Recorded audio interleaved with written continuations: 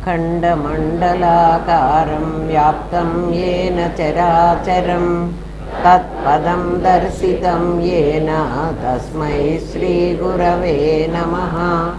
सदाशिवसमारम्भां शङ्कराचार्यमध्यमाम् अस्मदाचार्यपर्यन्तां वन्दे गुरुपरम्पराम्। गुरुर्विष्णु गुरुदेवो महेश्वरः गुरुसाक्षात् परब्रह्म तस्मै श्रीगुरवे नमः। नित्यानन्दं परमसुखदं केवलं ज्ञानमूर्तिं विश्वातीतं गगनसदृशं तत्त्वमस्यादिलक्ष्यम् एकं नित्यं विमलमचलं सर्वधी साक्षिभूतं भावातीतं त्रिगुणरहितं सद्गुरुं तं नमामि। ॐ सहना भवतु सहनौ भुनक्तु सह वीर्यं करवावहै तेजस्विनावधीतमस्तु मा विद्विषावहै। ॐ शान्ति शान्ति शान्तिः। गुरुदेवा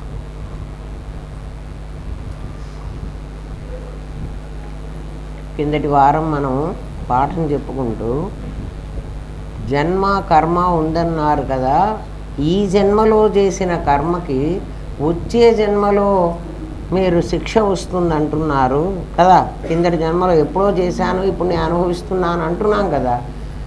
ఎప్పుడు కరెంటు ముట్టుకుంటే అప్పుడే షాక్ కొట్టాలి, కానీ ఇవాళ కరెంటు ముట్టుకున్నాను వచ్చే జన్మలో నాకు షాక్ కొట్టింది అంటే ఎంతవరకు నిజం అని కదా అడిగాడు. దానికి ఏం చెప్పాడంటే, నాయన కర్మ అనేది 3 విధాలుగా ఉంది, సంచితము, ఆగామి, ప్రారబ్ధమని. ప్రారబ్ధం ఇప్పుడు మనం అనుభవించడానికి తెచ్చుకున్న కర్మ ఈ జన్మలో పుట్టినప్పటి నుంచి, పుట్టడం కూడా కాదు, తల్లి గర్భంలో పడ్డప్పటి నుంచి శ్మశానంలో కాలిపోయే వరకు దాన్ని మన ప్రారబ్ధం అంటాం. శ్మశానంలో కాలిపోవడానికి కర్మ ఏముందండి అంటే, ఆ కాలబెట్టేటప్పుడు కూడా ఏ కట్టె వేస్తే నేను కాలుతానో ఆ కట్టె వచ్చి నాకు పడేదాకా నేను కాలను కదా. కట్టెనో కిరసనాయిలో మరి నెయ్యో ఏది పోస్తే తగలబడతానో అంతవరకు అది ప్రారబ్ధంలోనే ఉంటుంది. ఆ కర్ర వేసే వరకు కాలదు. ఏదైనా పొరపాటుగా ఇంకో కర్ర వేశాడు అనుకోవాడు, ఆ కర్ర నేను కాలేదాకా అది కర్రగానే ఉండిపోతుంది. కొన్ని కర్రలు కాలకుండా ఉంటాయి చూడండి, అది ప్రారబ్ధం. అంటే పుట్టినప్పటి నుంచి చచ్చే వరకు మనకి ఏ ప్రారబ్ధం ఏ కర్మ అయితే ఉందో దాన్ని ప్రారబ్ధం అంటాం. సంచితము అనేది మనం బ్యాంకులో దాచుకున్నది, జన్మ జన్మల నుంచి అది పోగు చేసుకుంటూ వస్తున్నాం. అది చాలా పెద్ద మూట. ఎందుకంటే ఎన్ని వేల జన్మలైనా ఎత్తడానికి కావలసినంత కర్మ మన దగ్గర ఉంది. దాన్ని శాస్త్రం ఎలా చెప్తుంది అంటే, నా దగ్గర ఒక బస్తా పత్తి ఉంది, ఒక బస్తా పెద్ద బస్తాలో పత్తి పెట్టుకున్నా. ఈ పత్తి ఎన్ని చీరలైనా నేయడానికి పనికొస్తుంది. కానీ ఒక్క నిప్పురవ్వ దాంట్లో వేసేస్తే ఒక్క చీరకు కూడా లేకుండా మొత్తం కాలిపోతుంది. జ్ఞానాగ్ని, జ్ఞానం అనేటువంటి నిప్పురవ్వ కనుక మనం వేసుకుంటే ఆ పత్తి బోరెమంతా కాలిపోతుంది. సంచితం చాలా ఉంది అని మనం భయపడక్కర్లేదు. జ్ఞానం అనేది కావాలి. ఆ నిప్పురవ్వ ఎవడైనా ఇవ్వాలి. రామనాథం గారు లాంటి వాడే ఇవ్వగలడు. ఎవరంటే వాళ్ళు ఆ నిప్పురవ్వ ఇవ్వలేరు. అది వేస్తే ఏమవుతుంది అంటే ఆ మొత్తం కాలిపోతుంది. ఏది ఆ బస్తా, అంత బస్తా ఉంది కదా నా దగ్గర అంటే ఆ బస్తా అంతా కూడా కాలిపోతుంది. దాన్ని సంచిత కర్మ అన్నారు. ఎక్కడుంది అది? మన కారణదేహంలో మనతో పాటే వచ్చింది. అదొక పెద్ద మూటగా గుర్తించుకోండి. ఇనప బీరువా అది. దాంట్లోకి ఎవ్వడు ప్రవేశించలేడు, ఎవ్వడు దాన్ని ఏం చేయలేడు. ఒక్క జ్ఞానం ఒక్కటే దాన్ని దగ్ధం చేయగలదు.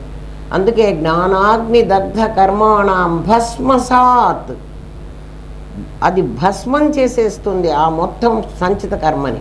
అందుకు జ్ఞానం కావాలి. నువ్వెంత డబ్బు సంపాదించినా అది తగలబడదు, నువ్వెంత పుణ్యం సంపాదించినా అది తగలబడదు. అటువంటి కర్మ మన దగ్గర జన్మ జన్మల నుంచి సంపాదించుకుని స్టాగ్నెట్ అయి ఉంది ఇంత కర్మ పెద్దది. దాని పేరు సంచితం. సంచితం అంటే మన చేత సంపాదించబడినది. మనం సంపాదించుకున్నాం, అది ఎవడిదో కాదు. మన తాత ముత్తాతలు ఏన్షియంట్ ప్రాపర్టీ కాదు, అది మనకు పెద్దల నుంచి రాలే. అది మన కర్మ. తండ్రి కర్మ కొడుక్కి సంబంధం లేదు, కొడుకు కర్మ తండ్రికి సంబంధం లేదు, మనవడికి సంబంధం, ఎవడికి సంబంధం లేదు. ఎవడి కర్మ వాడిదే కదా, ఎవడి గోల వాడిదే అన్నట్టుగా ఎవడి కర్మ వాడిదే. అంటే మనమే సంపాదించుకున్నాం, ఇది పెద్దలు ఇచ్చేది కాదు, మన కర్మ మనదే. దాన్ని సంచిత కర్మ అంటాం. ప్రారంధం మనం ఇప్పుడు పుట్టాం, ఈ పుట్టినప్పటి నుంచి మనం మరణించే వరకు ఎంత కర్మ ఉందో అదంతా మన ప్రారంధం. ఆగామి కర్మ ప్రారంధాన్ని అనుభవిస్తూ కొత్త కర్మని చేస్తాం. ఏమ్మా, ప్రారంధాన్ని నేను అనుభవించడానికి నేను నా గురువు దగ్గరికి వెళ్ళి నేను పాఠం విని, ఆ రోజుల్లో నా చిన్న పిల్లల్ని వదిలిపెట్టుకుని నేను హైదరాబాద్ పోయి పాఠం వినాల్సి వచ్చాయి. అది నా ప్రారంధంలో అట్లా నడిచేది ఉంది. ఇప్పుడు నా ప్రారంధంలో మళ్ళీ అంత కష్టపడి చెప్పేది ఉంది. అక్కడ నేర్చుకున్నది కష్టపడే నేర్చుకున్నాను, ఇక్కడ చెప్పడం కూడా అంత కష్టపడాల్సి వస్తుంది కదా. ఈ కష్టపడుతూ ఇది చేస్తున్నా, ఇది నా ప్రారంధం. కానీ ఇది చేస్తూ కొంత పుణ్యం నేను సంపాదించుకుంటా, అది ఆగామి. అంటే మీకందరికీ చెప్పడం వల్ల, మీకందరికీ ఆ జ్ఞానం కలగడం వల్ల, ఆ జ్ఞానం అనేటువంటి ఆ నిప్పురవ్వ మీ బోరెం మీద పడటం వల్ల ఆ బోరెం కాలిపోతే అంటే మీ సంచిత కర్మను తగలబెట్టాను. తగలబెట్టడం అనేది నా ప్రారంధంలో పని. అది తగలబడినందువల్ల వచ్చే పుణ్యం ఉందే కదా, అది నా ఆగామి కర్మ. ఇప్పుడు ఆగామి అర్థమైంది కదా. ఆ ఆగామి ఎక్కడికి పోతుందంటే మళ్ళీ నా సంచితంలో చేరుతుంది. ఇదంతా మొత్తం కలిసి మళ్ళీ నేను వచ్చే జన్మకి మళ్ళీ ప్రారంధం తీసుకుంటాను కదా. ప్రారంధం ఎలా తీసుకుంటాను అంటే, నేను మరణించేటప్పుడు నాకు ఒక ఆలోచన వస్తుంది, నాకు నెక్స్ట్ ఏ జన్మ నేను తీసుకోవాలి అనేటువంటి ఆలోచన. నా ఆలోచన చిలక కావాలి అనుకోండి కాసేపు. నా ఆలోచన చిలక కాదు, మీకు ఉదాహరణకి చెప్తున్నాను. ఒక చిలక కావాలి అని అనుకున్నాను అనుకోండి. చిలక జన్మ ఎన్ని సంవత్సరాలు బతుకుతుంది, చిలక ఏమేం తింటుంది, ఏమేం చెయ్యాలి, అవన్నీ నా ప్రారంధంలోవి. సంచితంలోంచి ఈశ్వరుడు వెంటనే చెప్పేస్తాడు, ఆమె చిలక కావాలనుకుంటోంది, అవన్నీ క్షణాల మీద జరిగిపోతాయి. చిలకకు ఎంత ప్రారంధం కావాలో, మనిషికి ప్రారంధం చాలా కావాలి, ఎందుకంటే 100 ఏళ్ళు బతుకుతాడు, చిలక అన్నేళ్ళు బతకదు కదా. అట్లా దానికి తగ్గట్టుగా ఈశ్వరుడు ఆ కర్మనిస్తాడు సంచితంలో నుంచి. అది ఈ జన్మ నేను మరణించేటప్పుడే నాకు నిర్ణయం అయింది. ఎక్కడుంటుంది అది? ఇచ్ఛా జ్ఞానం వరకే వస్తుంది. క్రియ వచ్చేటప్పటికీ నేను మళ్ళీ జన్మకి రావాలి. మీకు బాగా అర్థమైంది అనుకుంటా. ఏమ్మా, దీన్ని కర్మ సిద్ధాంతం అంటారు. ఈ కర్మ ప్రకారం మళ్ళీ నేను చిలకగా పుడతాను చూడండి. ఆ పుట్టినప్పటి నుంచి మళ్ళీ చిలక చచ్చే వరకు ఏమేమైతే అనుభవించాలో, ఏ చిలకతో జతకట్టాలో, ఎంతమంది పిల్లల్ని కనాలో, అవన్నీ కూడా, ఏ చిలక బంధించబడాలో, చిలక వదిలిపెట్టి స్వేచ్ఛగా అడవిలో తిరగాలో, ఇవన్నీ మీకు అర్థం కావడం కోసం చెప్తున్నా. అది దాని ప్రారంభం. ఈ కర్మ ప్రకారం సంచిత కర్మ పెరుగుతూ పెరుగుతూ పెరుగుతూ వస్తుంది జ్ఞానం కలిగే వరకు. బహూనాం జన్మనాం అంతే జ్ఞానవాన్ మాం ప్రపద్యతే.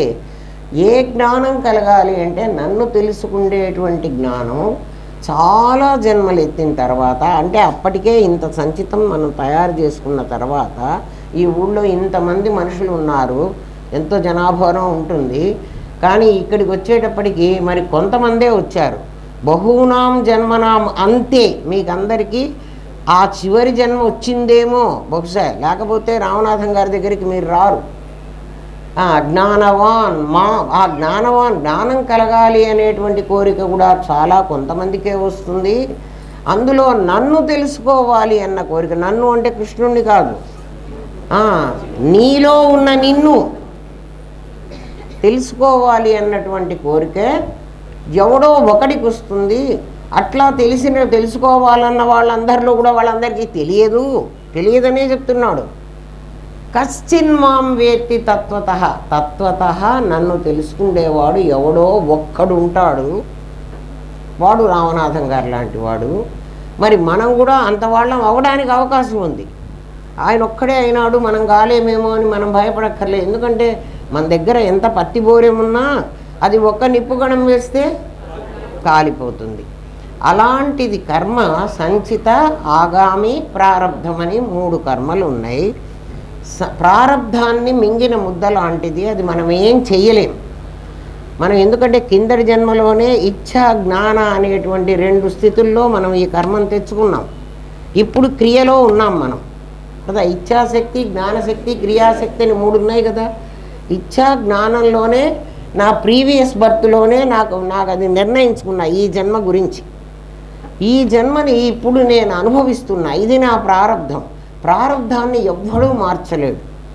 అవశ్యం అనుభోక్తవ్యం కృతం కర్మ శుభాశుభం అని శాస్త్రం చెప్తోంది. అవశ్యం అనుభోక్తవ్యం, నువ్వు ఖచ్చితంగా నువ్వు అనుభవించే తీరాలి. ఏమిటి? శుభకర్మైనా అశుభకర్మైనా నీ ప్రారబ్ధంలో ఏది ఉందో అది అనుభవించాలి. దాన్ని ఎవరి దగ్గరికి వెళ్ళినా, ఇంకెవడన్నా ఏమన్నా చేసినా, యజ్ఞయాగాదులు చేసినా, నువ్వు క్రతువులు చేసినా అది మాత్రం మారడానికి వీల్లేదు. స్టేట్మెంట్ ఇచ్చేసింది శాస్త్రం. ప్రారబ్ధాన్ని ఎవ్వడు మార్చలేడు. మరి మార్చగలిగిన శక్తి దేనికి ఉంది అంటే సంచితానికి తగలబెట్టుకునే శక్తి ఉంది. సంచితం కాలితే మాకేమిటండి లాభమా అని మీరు అడుగుతారు. సంచితం కాలితే నాకు ప్రారబ్ధం నేను అనుభవిస్తున్నా, సంచితం కాలిపోతోంది కదా. నాకు ఆగామి కర్మ సంగతి మళ్ళీ చెప్తా. సంచితం తగలబెట్టుకుంటున్నా కదా నా తెలివితో, కానీ నేను ప్రారబ్ధాన్ని అనుభవిస్తూ కొంత కర్మ చేస్తున్నానని చెప్పాను. దాని పేరు ఆగామి అంటాం. ఈ ఆగామి కర్మని మళ్ళీ సంచితంలో కలుస్తుంది కదా. సంచితంలో కలవకుండా జ్ఞానం ఎవరికి కలుగుతుందో వాడికి గురువు బోధిస్తాడు. ఆగామి కర్మ నిన్ను అంటకుండా ఎట్లా బోధిస్తాడు అంటే, నిన్న మనం నేను వేరు నా దేహం వేరు, దీన్ని దాదాప్యం పొంది ఇది నేను అనుకున్నాను అని అన్నాం కదా. జీవ సృష్టి, ఈశ్వర సృష్టి 2 చెప్పాను మీకు. ఈశ్వర సృష్టి మీకు ప్రతిబంధకం కాదు, జీవ సృష్టి మీకు ప్రతిబంధకం కదా. ఏది జీవ సృష్టి అని నా మీద వేసుకున్నానో, నేను వేసుకున్నాను ఆ జీవ సృష్టిని. ఆ వేసుకోబట్టి ఆ కర్మ, అది కర్మ చేస్తుంటే నేను చేశాను అంటున్నాను. అది ఎట్లా మీకు అర్థం అవ్వాలంటే, అరుణ్ గోవిలు రాముడి వేషం వేయటానికి ఒప్పుకున్నాడు. రాముడుగా అడవికి వెళ్ళాలి, రాముడుగా పట్టాభిషేకం చేసుకోవాలి కదా, రాముడుగా ఆ నారచీరలు అవన్నీ కట్టుకోవాలి. ఇవి అరుణ్ గోవిల్ కట్టుకోక్కర్లే. అరుణ్ గోవిల్కి మంచి బట్టలు ఉన్నాయి, కానీ రాముడుగా ఉన్నప్పుడు అరుణ్ గోవిల్ అవి వేసుకోవాలి, ఆ కర్మని అనుభవించాలి. అరుణ్ గోవిలు రాముడు చేసేటువంటి కర్మలన్నీ నేను చేస్తున్నాను అని ఎప్పుడు అనుకుంటాడో ఆ కర్మ ఫలం అరుణ్ గోవిల్కి చెందుతుంది. అరుణ్ గోవిల్ అనుకోడు. ఎందుకని? వాడికి తెలుసు. ఇప్పుడు మనం ఏం చేస్తున్నామంటే ఆ జీవుడు చేసేటువంటి ప్రారబ్ధాన్ని జీవుడు అనుభవించాలి. మనం ఏమనుకుంటున్నాము, నాదిని నేనును కలుపుకున్నాం కదా, అందుకని ఆ నాది చేసేటువంటి కర్మ అంతా నేను చేస్తున్నాను అని మన మీద వేసుకుంటున్నాం కదా. కర్మణ్యేవాధికారస్తే మా ఫలేషు కదాచన భగవద్గీత చెప్తోంది. కర్మ చెయ్యడానికి నీకు అధికారం ఉంది, ఎందుకంటే జీవుడి చేత కర్మ చేయి. అరుణ్ గోవిలే రాముడుగా నటించాలి. అట్లా జీవుడుగా కర్మ చెయ్యేసేది నేనే. నేను అంటే ఎవరు? నేను అరుణ్ గోవిల్ని. కర్మ చేస్తున్నది ఎవరు? నా జీవుడైన భానుమతి కదా. భానుమతి చేస్తున్న కర్మని నేను నా మీద వేసుకుంటే ఆ కర్మఫలం నేను అనుభవించాలి. ఆగామి కర్మ నన్ను అంటకుండా ఉండాలంటే నేనెప్పుడు కూడా ఏమనుకోవాలి, నేను అరుణ్ గోవిల్ని, రాముడు అడవికి వెళ్తున్నాడు, నేను అడవికి వెళ్ళటం లేదు, రాముడికి పట్టాభిషేకం మానేశారు, నాకు మానేయలేదు, నాకు అసలు పట్టాభిషేకమే లేదు అని వీడు ప్రతి క్షణం నేనుగా గుర్తిస్తూ నాది చేసేటువంటి పనులు నా మీద వేసుకోకుండా ఉంటే ఆగామి కర్మ నీకు ఉండదు. అర్థమైందా? ఏం చేయాలి మనం? ఎప్పుడు కూడా నాదిని నేనును వేరు చేసి నాది కర్మ చేస్తోంది, నాదికి ప్రారంధం ఉంది, అది జీవుడు, దానికి అంటే దానికి కదా ప్రారంధం, నాకు ప్రారంధం లేదు, ఈశ్వరుడు ఉంది. వాడు చేసేటువంటి కర్మ వీడిని ఆయన అనుభవిస్తానంటున్నాడు.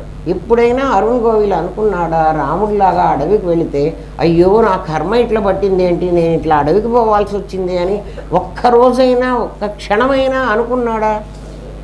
అనుకోలేదు. కాబట్టి ఆ కర్మఫలం అరుణ్ గోవిల్ అనుభవించక్కర్లేదు. మనం అనుకుంటున్నాం. ఏ పని చేసినా నేను చేశాను,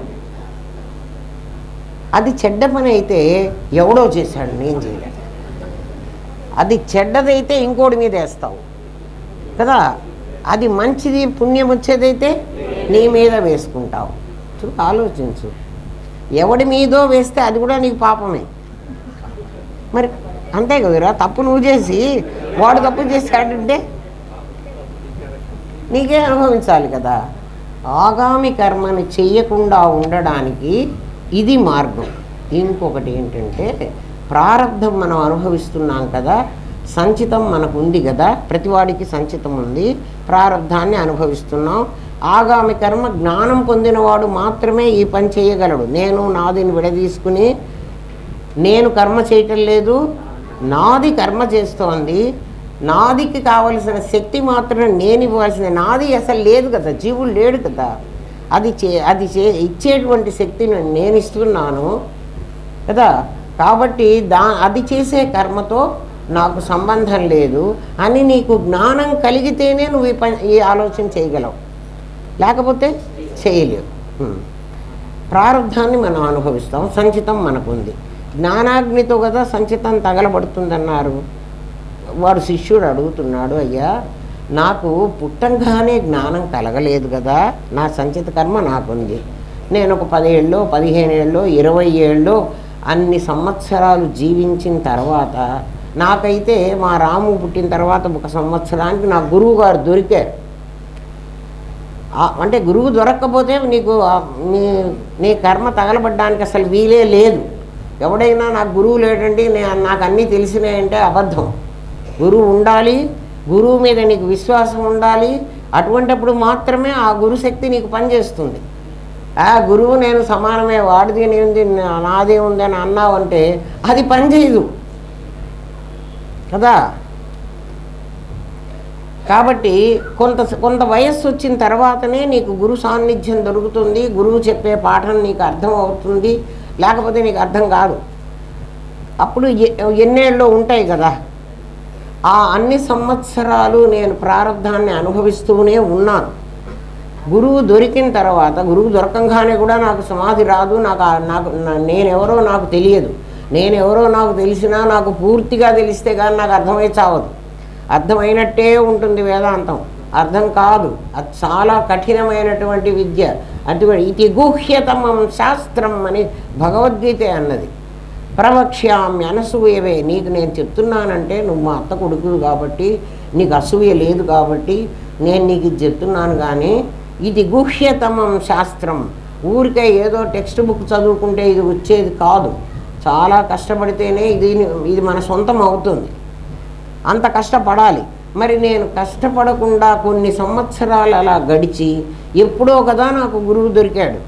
ఎవరికైనా కూడా పుట్టంగానే మనకేం దొరకలేదు కదా, మన జ్ఞానం కలగలేదు కదా. గురువు దొరికినా మరి ఏ గురువు దొరికాడో, మన రామనాథం గారు లాంటి గురువు దొరికితేనే జ్ఞానం కలుగుతుంది. ఎవడంటే వాడు దొరికితే జ్ఞానం కలగదు. మీకు అర్థమే కాదు అసలు. మీరు విని ఉంటారు ఎన్నోసార్లు, మీకు అర్థమైందా? కాలేదు. ఎవరిని వాడు ప్రశ్నించుకోండి, వాళ్ళకే అర్థమవుతుంది. మరి ఆ పీరియడ్లో నేను కొంత కర్మ చేసి ఉంటాను కదా, మీరు అది కూడా సంచితంలో కలుస్తుంది కదా, ఇక్కడ ఆగామి కూడా ఉంది కదా. మరి ఆ కర్మని ఎవడు అనుభవించాలి? సంచితాన్ని అయితే గురువు దగ్ధం చేశాడు, ప్రారంధాన్ని నేను అనుభవిస్తున్నాను. ఆగామి చెయ్యకుండా ఉండే మార్గాన్ని నాకు గురువు బోధించాడు. ఎందుకంటే నేను అనేవాడు అరుణ్ గోవిల్ ఏమీ చేయటం లేదు, రాముడు చేస్తున్న పని అరుణ్ గోవిల్కి అంటడానికి వీలు లేదు అని వాడికి తెలుసుకున్నాడు. కాబట్టి ఆగామి కర్మ వీడికి రాదు. మరి నాకు ఈ 20 ఏళ్ళలో 18 ఏళ్ళలో 30 ఏళ్ళలో వచ్చేదాకా నేను కొంత కర్మ చేశాను కదా, ఆ కర్మ ప్రారంధం అనుభవించేశాను, కానీ దాంతో నేను కొంత ఆగామి కూడా చేశాను. అర్థమవుతున్నదా అమ్మా? అది ఎవడు అనుభవించాలి? సంచితం తగలబెడతాడు, మీకు జ్ఞానజ్ఞ చేత సంచితం కాలిపోతుంది. ఏది కాలిపోతుంది? సంచితం అనేటువంటి పెద్ద మూట, ఏంటి జన్మలు జన్మలు ఎత్తాల్సిన మూట కాలిపోతుంది. ప్రారంధాన్ని ఇప్పుడు నేను బతికినంతవరకు ఎవడేం చేయలేడు, అనుభవించే తీరాలి. ఆగామి కర్మని నాకు రాకుండా గురువు నన్ను అడ్డం వేస్తున్నాడు, నాకు చెప్తున్నాడు ఆయన. నేను చేసేటప్పుడల్లా, నాయన ఈ కర్మ చేస్తుంటే, అది జీవుడు చేస్తుంటే నువ్వు చేస్తున్నా నీ మీద వేసుకోవాకురా, వేసుకుంటే అది నీకు అవుతుంది, ఆ కర్మ నీ సంచితంలో మళ్ళీ కలుస్తుంది అని ఆయన చెప్తున్నాడు, ఆగామి రాకుండా.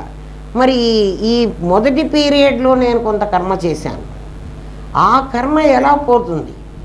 అక్కడ ఆగామి వచ్చింది కదా, నాకు ఆగామిగానే ఉంటుంది. అది నేను చచ్చిపోయేటప్పుడు నా సంచితంలో కలుస్తుంది కదా, నా మూట. అది కాలకపోతే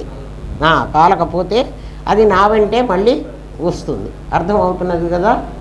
ఈ ఆగామి కర్మని నా ప్రారంభమైపోయి నేను మరణించిన తర్వాత నన్ను మీరందరూ చూడ్డానికి వస్తారు. చూడ్డానికి వచ్చి ఆ చచ్చిపోయిన వాడిని గురించి ఏదో మాట్లాడుకుంటారు. వాడు మంచివాడనో, వాడు చెడ్డవాడనో, పీడా వదిలిందిలేమ్మా, చచ్చాడు, అయిపోయిందేనో, అయ్యయ్యో ఎంత లోకానికి ఎంత ఉపకారం చేసేవాడు, వాడు చచ్చిపోయినాడు, ఏదో ఒకటి మాట్లాడుకోకుండా ఉండరు మనుషులు. అందుకే చచ్చిన వాడి గురించి ఏం మాట్లాడవకండ్రా అంటారు.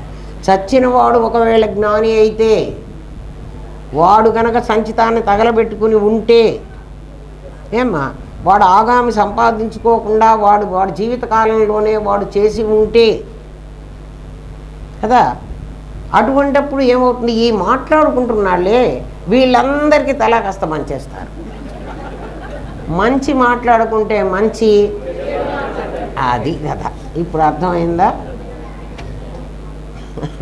ఒక పెద్ద చాప్టర్ ఇది, కర్మ సిద్ధాంతం అనేది ఒక పెద్ద చాప్టర్. దాన్ని ఎంతో కష్టపడి నేను దాన్ని ఇంత చిన్నదిగా చేసుకుని మీకు అందరికీ చెప్పగలుగుతున్నా. ఇందులో పొరపాటు ఉండడానికి అవకాశమే లేదు. మీరు కూడా పొరపాటు పడబాకండి.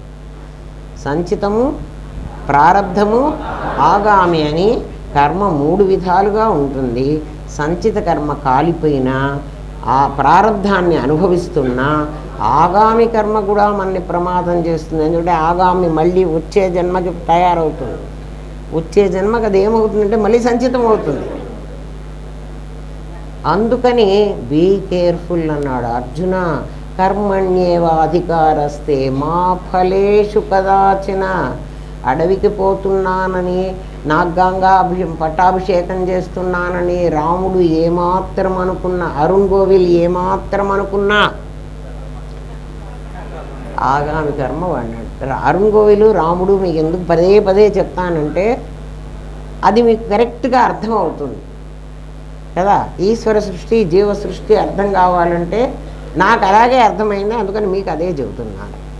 మీరు ఇంకోటి ఏదైనా మేము పెట్టుకుంటామండి, మాకు చాలా తెలుసు అంటే మీకు చాలా తెలిస్తే పెట్టుకోండి, నాకేం అభ్యంతరం లేదు. నాకు తెలిసిందే నేను చెప్తున్నా. మీరు ఇంకా గొప్పవాళ్ళు అయితే మీరు ఇంకా ఏమన్నా పెద్దవి పెట్టుకుంటామంటే, ఇంకో ఎగ్జాంపుల్ పెట్టుకుంటాం, మాకు అరుణ్ గోవిల్ నచ్చలేదు అంటే మీ కర్మ. నాకైతే నచ్చాడు, నేను అందుకే అదే చెప్పుకుంటున్నా. నాకు అరుణ్ గోవిల్ వల్లే నాకు జ్ఞానోదయం అయింది ఆ చూసే రోజుల్లో, అందుకని అదే చెప్తాను. అరుణ్ గోవిల్ ఎవడో నాకు తెలియదు, వాడంటే నాకేం పెద్ద ప్రేమ లేదు, కానీ నాకు అర్థం చేయించాడు కాబట్టి వాడు రాముడుగా ఉండి ఆ రాముడి రూపం ధరించి నాకు అర్థమయ్యేటట్టుగా మహానుభావుడు చేశాడు. ఈశ్వర సృష్టిలో అందరూ సమానమే కదా, కాబట్టి నాకేం తప్పు లేదు. మరి మీరు ఎందుకంటే ఇంతమంది యాక్టర్లు ఉంటే మీరు అరుణ్ గోవిల్ని ఎందుకు అనుకోవాలంటే మరి నాకు అదే అర్థమైంది కాబట్టి, ఎవడికి ఏది అర్థమైతే అదే పెట్టుకోండి. ఏమ్మా, మనం పాపపుణ్యాలన్నీ కరెన్సీలు మార్చుకుని వెళ్తామని కూడా చెప్పేశాను నేను. ఎందుకంటే ఎయిర్పోర్ట్లోనే ఇండియన్ కరెన్సీ మార్చుకుని మనం ఏ కంట్రీకి పోతున్నామో ఆ కరెన్సీ తీసుకుపోకపోతే అక్కడ పని చేయదు. అక్కడ ఈ రూపాయలు నువ్వు 500 నోటు ఇచ్చి ఒక మంచినీళ్ళ బాటిల్ ఇమ్మంటే వాడి మా ఊళ్ళో 10 రూపాయలకే మంచినీళ్ళ సీసా ఇస్తారు, నువ్వేందిరా నాకు 500 నోటు ఇచ్చి నా ఇవ్వమంటే నేను ఇయ్యనంటాడు. అది కాగితం, నాకు అది 500 రూపాయల నోటు కాదు. మీ దేశంలో దానికి కరెన్సీకి వాల్యూ ఉంది, మా కరెన్సీగా మీరు మార్చుకుని రావాలి కదా. ఇక్కడే ఎయిర్పోర్ట్లో బ్యాంక్ ఉంటుంది, మీరు మార్చుకుని వెళ్ళాలి. అట్లా ఈ లోకంలో పుణ్యపాపాలు అనేటువంటి కరెన్సీ చేంజ్ అవుతుంది. మనం చేసిన కర్మ అంతా కూడా ఆగామి కర్మ సంచితంలో కలుస్తుంది కదా. ఈ సంచితం ఆల్రెడీ అది అయి ఉన్నది, అది చేంజ్ అయి ఉన్న కరెన్సీ. దాంట్లో చేరవలసింది ఏది? ఈ జన్మలో మనం చేసిన ఇది అందులో మళ్ళీ చేరాలి. తగలబడలేదు కదా మనకు, దాని పేరు పుణ్యం పాపం. అది చేంజ్ అవుతుంది. ఆ బ్యాంక్ వాళ్ళు ఆ శ్మశానాల్లోనే రెడీగా ఉంటారు, వాళ్ళు దీన్ని మార్చేస్తారు. మీకు ఆ ప్రాబ్లం అక్కర్లే. ఆ రోజుకు ఏమి రేటు ఉందో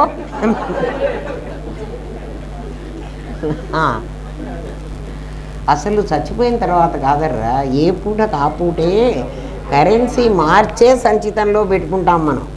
ప్రతిరోజు మీరు కావాలంటే గమనించండి. మీరు పడుకున్నప్పుడు, నిద్రపోతున్నప్పుడు చూడండి. పడుకున్నప్పుడు కాదండి, మీరు కూర్చునే కళ్ళు లోపలికి లాక్కపోతాయి, నిద్ర వస్తుంటుంది. కళ్ళు అయితే మీకు బాగా తెలుస్తాయి. మన ఇంద్రియాలన్నీ కూడా అన్ని వేళ్లతో, చేతులతో, మనస్సుతో చేసిన మొత్తం కర్మ ఒకచోట కేంద్రీకృతమై అది కన్వర్ట్ అయి మన లోపల సంచితంలో దాచిపెట్టబడుతుంది. అదెంత కర్మ ఈశ్వరుడు చేస్తాడు. ఈశ్వరుడి పని అది.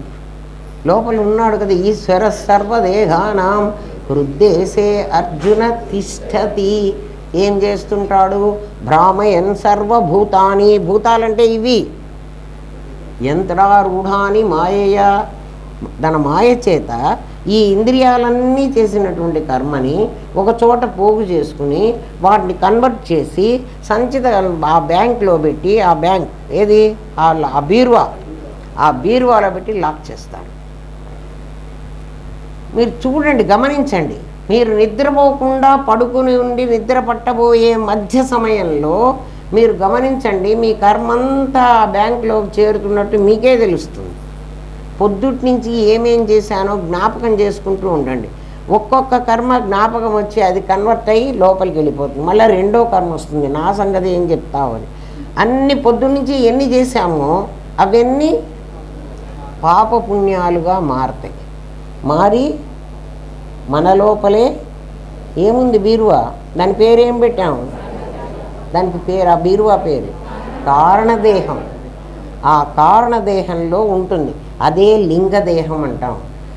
మనం దేవుడి దగ్గర కొబ్బరికాయ ఎందుకు కొడతామంటే లింగదేహం భంగం అవని, అది పగిలిపోని, దాంట్లో ఉన్న కర్మంతా కాలిపోని అని టెంకాయ కొడుతున్నాం. టెంకాయ మనం పుణ్యం వస్తుంది, దేవుడికి నైవేద్యం. ఆయన కొబ్బరికాయలు లేవా? కొబ్బరి చెట్లన్నీ ఆయనవే. నువ్వు కొనుక్కొచ్చి నువ్వు పీచులు తీసి కడిగి దానికి బొట్టు పెట్టి, బొట్టే పెట్టడం కాదమ్మా, ఇంకా కొంతమంది మహానుభావులు నేను చూస్తూ ఉంటాను. ఆ టెంకాయ పుట్టే ముందర కాస్త ఊదుబట్టి పెట్టి, ఓరి నీ దుంపలు వెయ్యా, వీళ్ళకి ఎవరు చెప్పారో ఇవన్నీ? అవునా కాదా? నిజం చెప్పండిరా, నేను గమనించింది తప్పంటారా? అంత చిన్నవి కూడా నేను గమనిస్తాను. ఇక్కడ ఊదుకడ్డి పెట్టి, ఆ ఊదుకడ్డి అక్కడికే వెలుగుతుంటుంది, ఆ పొగ ఇట్లా చూపించాలి దాన్ని. కొబ్బరికాయకి చూపించమని కాదురా నాయన, నీ లింగదేహాన్ని పగలగొట్టరా, తలకాయ పగలగొట్టినట్టు కొట్టవు అమ్మా. అది పగలగొడితే ఆ బీరువాలో సొమ్మంతా పోతే నేను ఎన్ని జన్మలు ఎత్తాలి? మీరు బాగా చెప్తారే, ఎన్నెన్నో జన్మల నుంచే నేను సంపాదించుకుని తెచ్చుకున్నాను ఆ బీరువా. మీరు బాగా పగలగొట్టమని చెప్తారే. ఎన్నో జన్మలు ఎత్తచ్చు, ఎన్ని కోరికలో తీర్చుకోవచ్చు. దేంతో? ఆ కర్మతో. ఆలోచించండి రా. బుద్ధి భగవంతుడు ఇచ్చాడు మనకి, ఆ ఆ బుద్ధిని ఉపయోగించండి, మీకు మొత్తం కనపడుతుంది. నేను చెప్పడం కాదు, శాస్త్రం చెప్పింది అంటే ఆ చెప్పింది అర్థం చేసుకుని నాయనా నీ బుద్ధితో విచారించరా. విమర్శ అంటే అది. ప్రకాశం శాస్త్రం చెప్తుంది, మాట చెప్తుంది. గురువు కూడా మాటే చెబుతాడు, విమర్శించుకోవాల్సింది నువ్వు. అందుకని అర్థమైందా అర్థమైందా అని వెంటబడి అడిగేది ఎందుకు? మీరు అట్లా అడగబాకండి అమ్మా, మాకందరికీ అర్థమవుతోంది అని ఒక తల్లి నాకు ఫోన్ చేసి చెప్పింది. మాటకు ముందు మీరు అర్థమైందా అర్థమైందా అని అడుగుతారేంటి, మాకు ఎందుకు అర్థం కాదు, మేము అంత అమాయకులమా అంటే, అమ్మ నువ్వు అమాయకుడివి కాదు, ఇప్పుడు చెప్తున్న ఈ విషయం ఎంతమందికి అర్థమైందో మీరే చెయ్యొద్దంటారా. నిజంగా మాకింత అర్థమైంది చూడు ఎంతమంది ఎత్తారు. భయపడవాకండి, నేను ఎందుకు చెప్తున్నా, మీరు వేరే పరాయి వాళ్ళు కాదర్రా, నాకు కాదు నేనే కదా, నా మీద నాకు ప్రేమ ఉండదా? మీరందరూ నేనే అంటున్నా కదా, ఎందుకంటే నేను ఒక్కడే కదా ఉన్నది, ప్రపంచంలో ఇద్దరు ముగ్గురు లేరు కదా కదా. ఏకమేవా ద్వితీయం బ్రహ్మ, నేను ఒక్కడే ఉన్నాను, అది నేనే. నేహనానాస్తి కించన, నేను తప్ప ఇంకెవ్వడు లేడు. మరి ఎవడు లేకపోతే ఎందుకమ్మా ఊరికే వాగుతున్నావు అంటే నాకు నేనే చెప్పుకుంటున్నా. మనం ఒక్కొక్కసారి మనమే స్వగతం అని మాట్లాడుకుంటాం కదా, అలా మాట్లాడుకుంటున్నా. అంటే మీరు ఎవరు లేరు, ఎవరికి నేను చెప్పడం లేదు. పైగా అక్కడ అర్థం చేసుకునేవాడిని కూడా నేనే, చెప్తున్నవాడిని నేనే, అర్థం చేసుకునేవాడిని కూడా నేనే. మరి కొంతమందికి అర్థం కావట్లేదు కదండి, మీకు అర్థమైందని అంటున్నారు కదా అంటే, ఆ కొంతమంది అర్థం కాకుండా గట్టిగా తొడుగేసుకున్నారు. నిండా ముసుగు కప్పుకుంటే, మా కిటికీలన్నీ మూసేసుకుంటే సూర్యభగవానుడు నాకెట్లా లోపలికి వస్తాడు రా, కిటికీలు ఛేదించుకుని రాడు. ఒక్క కన్నమన్నా పెడితే కొద్దిగా వెలుతురైనా వస్తుంది. అలాంటిది ఇంతవరకు అందరికీ అర్థమైంది కదమ్మా. కర్మ అందరికీ అర్థమైంది, ఇంకా కర్మని గురించి మాకు అర్థం కాలేదు అంటే ఒప్పుకోను. ప్రారబ్ధం ఆగామి సంచితం. మీరు ప్రారబ్ధాన్ని అనుభవిస్తూ కూడా ఎక్కడెక్కడ మీకు ఆగామి వస్తుందో కూడా మీరే చెప్పగలుగుతారు. ఏది చేస్తే పుణ్యం వస్తుంది, ఏది చేస్తే పాపం వస్తుంది. ధర్మమైన పని గనక చేస్తే నీకు పుణ్యం వస్తుంది, అధర్మమైన పని చేసావంటే నీకు పాపం వస్తుంది. అది సంచితంలో కలుస్తుంది. జ్ఞాని అయినా అది తప్పదు, అజ్ఞాని అయినా జ్ఞానికి అజ్ఞానికి తేడా ఏమిటంటే, వాడు సంచితాన్ని తగలబెట్టుకున్నాడు, ఆగామి రాకుండా వీలైనంత చూసుకుంటూ ఉంటాడు. ఎప్పుడైనా ఆగామి వస్తే దాన్ని కూడా జ్ఞానాగ్ని చేత మళ్ళీ కాలబెడుతూ ఉంటాడు. అది నేను కాదు కదా చేసింది, అది చేస్తే నేనని నా మీద ఎందుకు క్లెయిమ్ చేస్తున్నాను కదా. కూని బజార్లో కూని జరిగిందిరా, నేను మేడం మీద నుంచి చూస్తున్నాను, ఒక గళ్ళ చొక్కావాడు ఇంకోటి ఎవరినో చంపడం నేను కళ్ళతో చూశాను. ఊరుకోకుండా కిందికి దిగొచ్చాను. అంతా జనాలందరూ గుంపులు చేరారు. నేను నోరు మూసుకుని పడి ఉండొచ్చు కదా. మేడం మీద నుంచి నేను చూశాను అని చెప్పడానికి బదులుగా నేను చేశాను అన్నాను. చూశాను అన్నవాడు సాక్షి అవుతాడు, చేశాను అన్నవాడు దోషి అవుతాడు. అవునా కదా? నేను గబగబా కిందికి దిగొచ్చి వాడిని నేను చంపాను అన్నాను. చూశాను అంటే కనకుండా నేనే ఆ కూని చేశాను అన్నాను. పోలీసులు ఇంకేం ఆలోచించారు. ఈ మొత్తం మందిని గుంపునంతా పక్కకి నెట్టేసి చక్కగా నన్ను పట్టుకుపోతారు. ఒరే నాయనా, నేను ఇప్పుడు మేడం మీద ఉన్నానురా, కావాలంటే సీసీ కెమెరాలు పెట్టి చూడండి, నేను అక్కడి నుంచి చూశాను, నాకు చూశానన్నది నాకు తెలియదు, నువ్వు చేశానన్నావు, పద అక్కడికి బా. నేను చేశానా చూశానా నిర్ణయించుకోవాలంటే ముందు నన్ను రిమాండ్లో పెడతారు. మేజిస్ట్రేట్కి ఇవన్నీ తెలియదుగా, అవన్నీ చూసిన తర్వాత నిర్ణయించుకున్న ముందు అక్కడ జైల్లో బారేసేయండిరా, తర్వాత కథ ఆలోచిద్దామంటాడు. చూడండి, ఇప్పుడు నాకై నేను తెచ్చుకున్నానా కర్మ, ఆగామి కర్మని నేను ఎలా కలుపుకున్నానో చూడండి. నేను చూశాను అని సాక్షిగా నువ్వు ఉంటే, అరుణ్ గోవిల్ సాక్షిత్వం వహిస్తే వాడికి కర్మ అంటదు. వాడు చూశాను అనకుండా చేశాను అన్నాడంటే, అందుకే అరుణ్ గోవిల్ ఏమంటాడంటే, రాముడుగా నేను నటించాను అంటాడు, కానీ నేను రాముడైనాను అన్నాడు. జాగ్రత్తగా గమనించండి, కర్మ ఎంత తొందరగా మీకు అంటుకుంటుందో అట్లా అంటుకోకుండా ఆగామి కర్మను నువ్వు ఎప్పటికప్పుడు కాపాడుకుంటూ ఉండు. నిన్ను నువ్వు కాపాడుకో. ఆగామి కర్మ నీ సంచితంలోకి కలవకుండా. సంచితం తగలబడుతుంది. ఎప్పుడు తగలబడుతుంది అంటే నిన్ను నువ్వు తెలుసుకుంటే సంచితం కాలిపోతుంది. ఆగామి నిన్ను బాధిస్తుంది. జాగ్రత్తగా ఉండు. వాసాంసి, వాడు అడిగింది ఏంటి? కిందటి జన్మలో నేను కనుక కర్మ చేసి ఉంటే ఈ జన్మలో నాకెందుకు వచ్చింది అని కదా అడిగాడు. కరెంట్ అప్పుడు ముట్టుకుంటే ఇప్పుడు ఎందుకు షాక్ కొట్టింది అని, అది కదా క్వశ్చన్.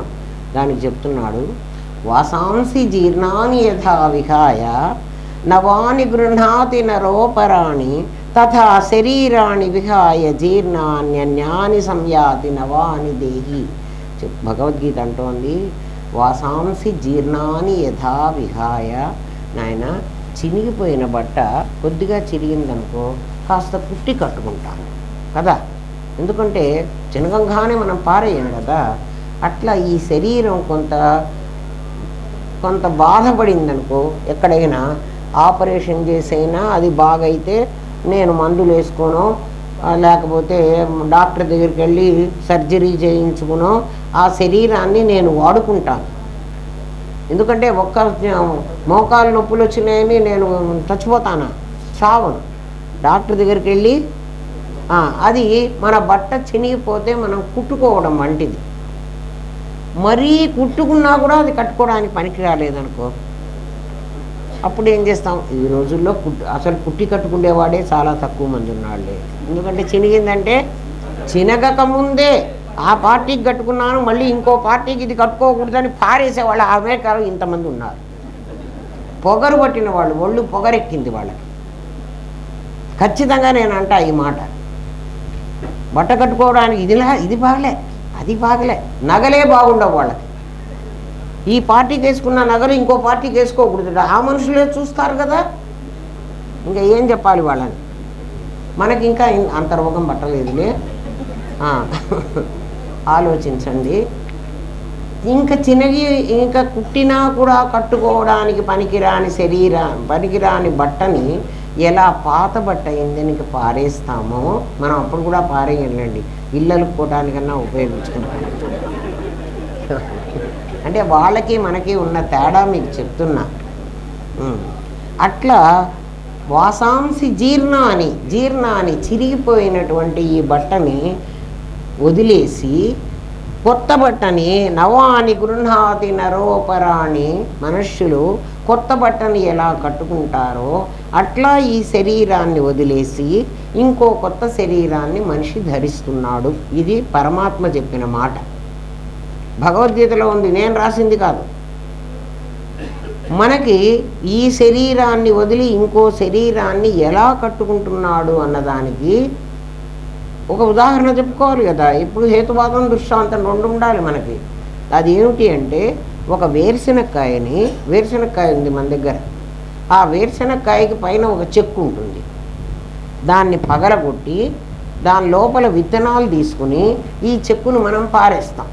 అవునా? అందరు అదే చేస్తారా? చెక్కులు కూడా తింటారా? చెక్కుని పారేస్తాం. ఈ విత్తనాన్ని మళ్ళీ భూమిలో పెడితే చెక్కు పెట్టలే మనం, మళ్ళీ ఇంకొక తొడుక్కొని అది వస్తుంది. లోపల ఉన్న సూక్ష్మ శరీరాన్ని ఏమ్మా అంటే ఈ వేరుశెనక్కాయ లోపల, పప్పుల లోపల ఒక చిన్న ఒకటి ఉంటుంది. వేరుశెనక్కాయని 2 ముక్కలు చేస్తే పప్పులు, ఆ మధ్యలో సన్నగా చిన్న మొలక అది లేకపోతే మొలకెత్తదు. ఈ పప్పులో అది ఉంటుంది. పప్పులో అంటే వేరుశెనగ విత్తనంలో, చెక్కులో ఉండదు. మన శరీరం కూడా చెక్కు లాంటిది. ఈ చెక్కును పడేసి చచ్చిపోయినామంటే అది, ఈ చెక్కుని ఇక్కడ మా కొడుకు కాలబెట్టేస్తాడు. లోపల ఇందులో నుంచి ఒకడు పోయినాడని చెప్తున్నామే. ఆ పొయ్యేవాడు ఎవడు పోతాడు అంటే ఈ లోపల ఉన్న ఈ ఇనప బీరువాలో ఏముంది? కారణ శరీరం, ఒక సూక్ష్మ శరీరం. ఈ రెండు కలిసి బయటికి పోతాయి. అంటే చచ్చిపోయిన వాడి దగ్గర ఏముందంటే వేరుశెనగ చెక్కులో ఏముంటుందో చచ్చిపోయిన వాళ్ళలో అది ఉంది. పై శరీరమే చచ్చిపోతుంది. అర్థమైందా? దీన్నే తగలబెడతారు. దీని లోపల చచ్చిపోయాడు అంటున్నారు. మీరు విన్నారో లేదో? ఏ మనిషి అయినా చచ్చాడు అనరు, ఏమంటాడు? చచ్చిపోయాడు. ఆ పోయేవాడొకడు, చచ్చినవాడొకడు, ఇద్దరున్నారు. అర్థమవుతుందే? ఈ చచ్చినవాడు మన శరీరం, చచ్చినవాడు వేరుశనగ తొడుగు, వేరుశనగ చెక్కు. ఆ విత్తనంలో మళ్ళీ ఒక చెక్కు వేసుకునే శక్తి ఎట్లా ఉందో నీ కారణ శరీరంలో అంతరిక్షంలో గెలుతుందని చెప్పాను మీకు. ఒక శరీరం అంతరిక్షంలో గెలుతుంది, ఒక శరీరం స్వర్గ నరకాల్లో అనుభవించడానికి పోతుంది. నీ చిత్తాకాశంలో నువ్వు సృష్టించుకున్న స్వర్గంలో అది ఉంటుంది. మళ్ళీ ఎప్పుడైతే ఇంకో తల్లి గర్భంలో నా శరీరాన్ని తయారు చేసుకుంటానో, ఎటువంటి శరీరాన్ని? మళ్ళీ ఈ పై శరీరం తొడుగు, అప్పుడు మళ్ళీ అందులో లోపలికి అర్థమైందా? అందులో లోపలికి వెళ్ళిందా? ఇది వచ్చి దీని మీద పైన తొడుగు తయారు చేసుకుందా? తనుండి తన మీద ఈ తొడుగు. వేరుశనక్కాయ ముందు తొడుగే వస్తుందిరా, దాని లోపలికే పప్పు వెళుతుంది కదా. పప్పు వచ్చిన తర్వాత తొడుగేసుకోదు. మళ్ళీ కొట్టి చూస్తే ఉంటుంది దాంట్లో. ఇవి రెండు ఒకటి కాదు. కావాలంటే వేరుశనక్కాయని ఇట్లా అనండి, ఎండినప్పుడు అది లోపల గలగల అంటుంది. మీరు గమనించండి. అట్లా మన శరీరంలో ఈ శరీరం చచ్చిపోయినా లోపల ఇంకా 2 శరీరాలు ఉన్నాయి కాబట్టి అవి మళ్ళీ జన్మకొస్తాయి. అవి కదా క్లెయిమ్ చేసింది ఈ కర్మని. ఈ శరీరం చేస్తున్న కర్మని నేను చేశాను అన్నది అవే కదా. ఎవరు? ఆ లోపల ఉన్నవి సూక్ష్మ కారణాలు కదా. అవి కదా మళ్ళీ జన్మకి వెళ్ళాయి. అవునా కదా? అవేనా జన్మకి వెళ్ళాయి. అక్కడ మళ్ళీ ఇంకో తొడుగేసుకున్నాయి. వాడు అడిగింది ఏమిటి? కిందటి జన్మలో నేను కర్మ చేస్తే ఈ జన్మలో నేను ఎందుకు అనుభవించాలి అంటున్నాడు కదా. అక్కడ ఎవడు కర్మ చేశాడో వాడేనా ఇక్కడికి వచ్చింది. సూక్ష్మ కారణాలు అవే కదా. ఆ శరీరం కర్మ చేస్తే వీడు కదా క్లెయిమ్ చేశాడు కర్మ చేశాను. ఎవడు కర్మ చేశాను అన్నాడో వాడే కదా అనుభవిస్తున్నాడు. దానికి ఒక ఉదాహరణ ఏం చెప్తున్నానంటే, నేను కర్నూలులో ఒకడిని మర్డర్ చేశాను. మీకేమి రోగం అమ్మా, ఇట్లా పోయే కాలం ఏమొచ్చింది అంటే, మరి మీ మీద చెప్తే మీరు మమ్మల్ని అంటున్నది అని అనుకోకుండా నేనే నా మీదే పెట్టుకుంటాను. చచ్చానన్నా నేనే చచ్చాను, తప్పు చేశానా నేనే చేశాను, మర్డర్ కూడా నేనే చేశాను. మరి నేను కదా చూశాను అక్కడ. నేను చావను కదా, నాకేం తప్పు లేదురా, నాకే కర్మ కూడా అంటదురా, నాకు తెలుసు. నేను కర్నూలులో ఒక వ్యక్తిని చంపేశా. చంపి నన్ను పోలీసులు పట్టుకుంటారు నాకు తెలుసు కదా. చంపానంటే నేను తప్పు చేస్తున్నప్పుడే నాకు తెలుసు నన్ను వాళ్ళు పట్టుకుంటారా అని. అందుకని నేనేం చేశానంటే ఢిల్లీకి పారిపోయినా. నేను చంపుతూ ఉన్నప్పుడు ఏ బట్టలతో అయితే వాడిని చంపానో, ఇప్పుడు నల్ల చీర కట్టుకుని ఒకడిని చంపేశా. ఈ నల్ల చీరతో నేను ఢిల్లీ వెళ్ళను, అక్కడ ఇంకొక చీర కట్టుకుంటా. ఇది వాసాంసి జీర్ణాన్ని, అంటే ఈ శరీరాన్ని ఇక్కడ వదిలేశా. ఏ కర్మ చేశానో అది ఇక్కడ వదిలేశా. చేసింది నేను, నా చీర కాదు. అర్థమవుతున్నది కదా. నేను ఢిల్లీకి వెళ్ళిపోయినా, అక్కడ నేను వేరే డ్రెస్ వేసుకున్నా. ఢిల్లీలో ఈ రోజు కాదు, ఇక్కడ చంపిన రోజు ఇవాళ. నేను ఢిల్లీ పోయింది అక్కడ ఒక 2-3 నెలలు అక్కడ ఉన్నా. ఇక్కడ పోలీసులు కాదు నన్ను పట్టుకుంది, ఢిల్లీ పోలీసులు వచ్చి నన్ను అరెస్ట్ చేస్తారు. నువ్వు కర్నూలులో కూనీ చేసావు కదా, ఢిల్లీలో నేను కూనీ చెయ్యలేదు కదా, నన్ను ఢిల్లీలో ఎందుకు అరెస్ట్ చేశారు అని నేను అడిగితే నువ్వు అడిగావు, కిందటి జన్మలో నేను కరెంటు ముట్టుకుంటే ఈ జన్మలో నాకెందుకు చేశావు అన్నావా లేదా? నీకు ఈ సిద్ధాంతం తెలియదు కాబట్టి నేను అప్పుడు చేశాను ఇప్పుడు చేయలేదు ఉంటావు. నీకు 3 శరీరాలు ఉన్న సంగతి నీకు తెలియదు కదా. ఎందుకంటే నీకు రామనాథం గారు దొరకలే, దొరికి ఉంటే నీకు పంచకోశ విచారణ చేయించి ఒరే నీకు 3 శరీరాలు ఉన్నాయిరా పిచ్చివాడా, ఒక శరీరంతో నువ్వు కర్మ చేసి లోపల ఉన్న వాడికి అంటగడుతున్నావురా కర్మ అని చెప్పడానికి రామనాథం గారు లేరు. మీకు తెలియకుండా మీరు చెప్తే ఆ పాపం కూడా మిమ్మల్ని అంటుతుంది. పాపం అంటించుకోవాకండి, వచ్చిన పుణ్యం ఏదో సంపాదించుకోండి. ఆ పుణ్యంతో మళ్ళీ మళ్ళీ జన్మల కన్నా భగవంతుడు నేను శుచినాం శ్రీమతాం చేహే నేను పుట్టిస్తాను ఆయన చెప్తూనే ఉన్నాడు. ఇప్పుడే అంతా అబుక్కుందామని ఇటువంటి పనులు చేయవాకండి. ఎవరు కూడా అట్లా చేయకూడదు. ఖచ్చితంగా మీకు తెలిసిన విషయాన్ని చెప్పండి, నేను కాదని చెప్పలే. వాడు ఏమంటున్నాడు, నేను ఈ కర్నూలులో కదా చంపింది, ఆ డ్రెస్తో కదా నేను చంపాను వాడిని, ఆ డ్రెస్ వేసుకున్నప్పుడే మీరు నన్ను పట్టుకోవాలి. వాళ్ళు అట్లా పట్టుకోరు. ఎందుకని? చంపింది డ్రెస్ గలవాడని కాదు, ఆ వ్యక్తి చంపాడని. ఈ వ్యక్తి ఎవడు? ఈశ్వర సృష్టిలో ఉన్న సూక్ష్మ కారణాలు ఎవరికైతే ఉన్నాయో వాడికి స్థూలమే పడిపోయింది, సూక్ష్మ కారణాలు పడిపోలేదు. ఆ సూక్ష్మ మళ్ళీ ఢిల్లీలో ఉన్నాడు. ఢిల్లీలో ఉన్నాడంటే ఇంకో చోట పుట్టాడు. మరి ఈ కర్మ వాడిని వెంటాడద్దా? ఈ పోలీసులే పట్టుకోవాలా? ఢిల్లీ పోలీసులు పట్టుకోరా? ఖచ్చితంగా పట్టుకుంటారు.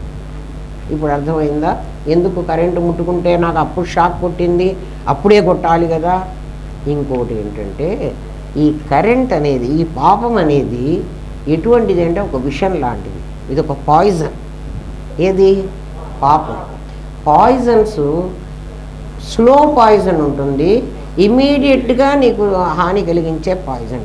సైనైడ్ ఉందనుకోండి, సైనైడ్ నాలుక మీద వేసుకుని అది సోరా అది స్వీటా కనుక్కుందామని పాపం ఆ సైంటిస్ట్ రాయబోతే ఎస్ రాశాట, తర్వాత లెటర్ రాయడానికి వాడు బతకలే. అంటే ఏమిటి? అంత ఫాస్ట్గా వాడు చచ్చిపోయినాడు. అంటే అంత పాయిజన్. ఏది? సైనైడ్. స్లో పాయిజన్ కూడా ఉంటుంది, మెల్లమెల్లగా కొంత పాయిజన్ ఇచ్చి చివరికి ఎప్పుడు తాగుడు, డ్రగ్స్, ఇవన్నీ స్లో పాయిజన్. వెంటనే తాగంగానే చావడు, మెల్లగా అది ఆ విషయాన్ని నీలో నింపుతూ వస్తుంది. అదేదో చాలా ఎక్కువైనప్పుడు ఒక ఆర్గాన్ని స్పాయిల్ చేస్తుంది కదా, అప్పుడు చచ్చిపోతాడు.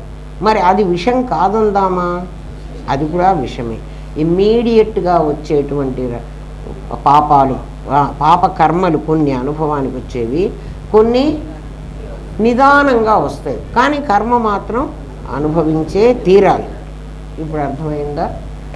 కర్మ అలాంటిది. పాపమైనా పుణ్యమైనా వెంటనే నీకు షాక్ కొట్టింది, రేపు షాక్ కొడుతుందా అని నువ్వు అడిగావు. ఏమా పాయిజను వెంటనే ఫలితం ఇచ్చేటువంటిది సైనైడ్ లాంటిది. ఇవి కొన్ని నెమ్మదిగా పనిచేసి నీకు ఆ ఫలితాన్ని అంటగడతాయి. కొన్ని ఇప్పుడు లంచాలు పుచ్చుకుంటున్నారా, లంచం పుచ్చుకునేవాడిని వెంటనే పట్టుకుంటున్నారా? మొదటి రోజే పట్టుకోరు. వాడికి అట్లా లంచాలు పుచ్చుకోవడం అలవాటై చాలా రోజులు అయినాక అది బయటపడుతుంది. అది స్లో పాయిజన్. ఆ రోజు పట్టుబడతాడు. అందుకనే మనకు టీవీల్లో చూపిస్తూ ఉంటారు, లంచాలు తీసుకుని పట్టుబడ్డ వాడింట్లో ఇంత బంగారం దొరికింది, ఇంత కరెన్సీ దొరికింది. అవన్నీ వన్ డే తీసుకున్నాడా? వాడు కాదు, నిదానంగా తీసుకున్నాడు. అది ఒక్కసారిగా బయటపడింది కదా. మనకు కూడా రోగం అంతే కదరా, మెల్లమెల్లగా ఉండి కొన్నాళ్ళు అయిన తర్వాత ఒకసారిగా చాలా రోజులు అయిందమ్మా నాకు ఎప్పుడు ఈ జబ్బు మొదలైంది అని డాక్టర్ని అడిగితే అమ్మ నేను చెప్పలేను, ఇప్పుడు ఈ స్టేజ్లో ఉందనే చెప్పగలను అంటాడు. అట్లా మన పాపపుణ్యాలు కూడా అలాంటివే అమ్మ. అవి ఇప్పుడు వస్తాయా, నాకు రేపు వస్తాయా? నేను ఒక్కొక్కటి చూడండి, మనకు చాలామందికి అనుమానం వస్తుంది, నేను చాలా మంచివాడిని అండి, మా పక్కింటి వాడు చాలా చెడ్డవాడు, వాడు చెయ్యని తప్పే లేదు, కానీ వాడికి అన్ని డబ్బులు వచ్చి అంత వ్యాపారం పెరిగి వాడు చాలా గొప్పగా ఉన్నాడు. మీకు అందరికి కూడా ఈ క్వశ్చన్ వచ్చి ఉంటుంది ఎప్పుడో ఒకప్పుడు. వాడు ఎందుకు అట్లా ఉన్నాడు, మేము ఎందుకు ఇట్లా ఉన్నాం అంటే వాడి పుణ్యఫలం అంతా ఇప్పుడు అనుభవిస్తున్నాడు. ఆ తర్వాత అది ఈ జన్మలో అనుభవిస్తాడో వచ్చే జన్మలో. ఇప్పుడు పాపాలు చేశాడో నువ్వే చెప్తున్నావు ఆ పక్కింటి వాడు. అవన్నీ వాడు అనుభవించాలి కదా. ఎప్పుడు అనుభవించాలి? చెప్పాడు కదా, ఇక్కడ ఇక్కడ కూనీ చేసి అది మీకు అట్లాంటివి చెప్తే అర్థమవుతాయని నేను అట్లాంటి ఇవి శాస్త్రాల్లో ఉండవు.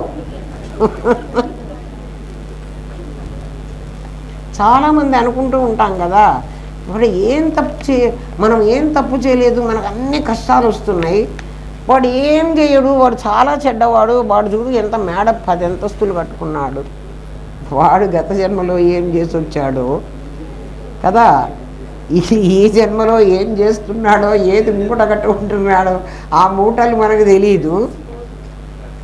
కాబట్టి నీ కథ నువ్వు ఆలోచించరా నాయన, వాడి కథ నీకు అనవసరం కదా. వాడట్లా ఉన్నాడు, నేను ఇట్లా ఉన్నాను, నీకు ఇది అక్కర్లేదు.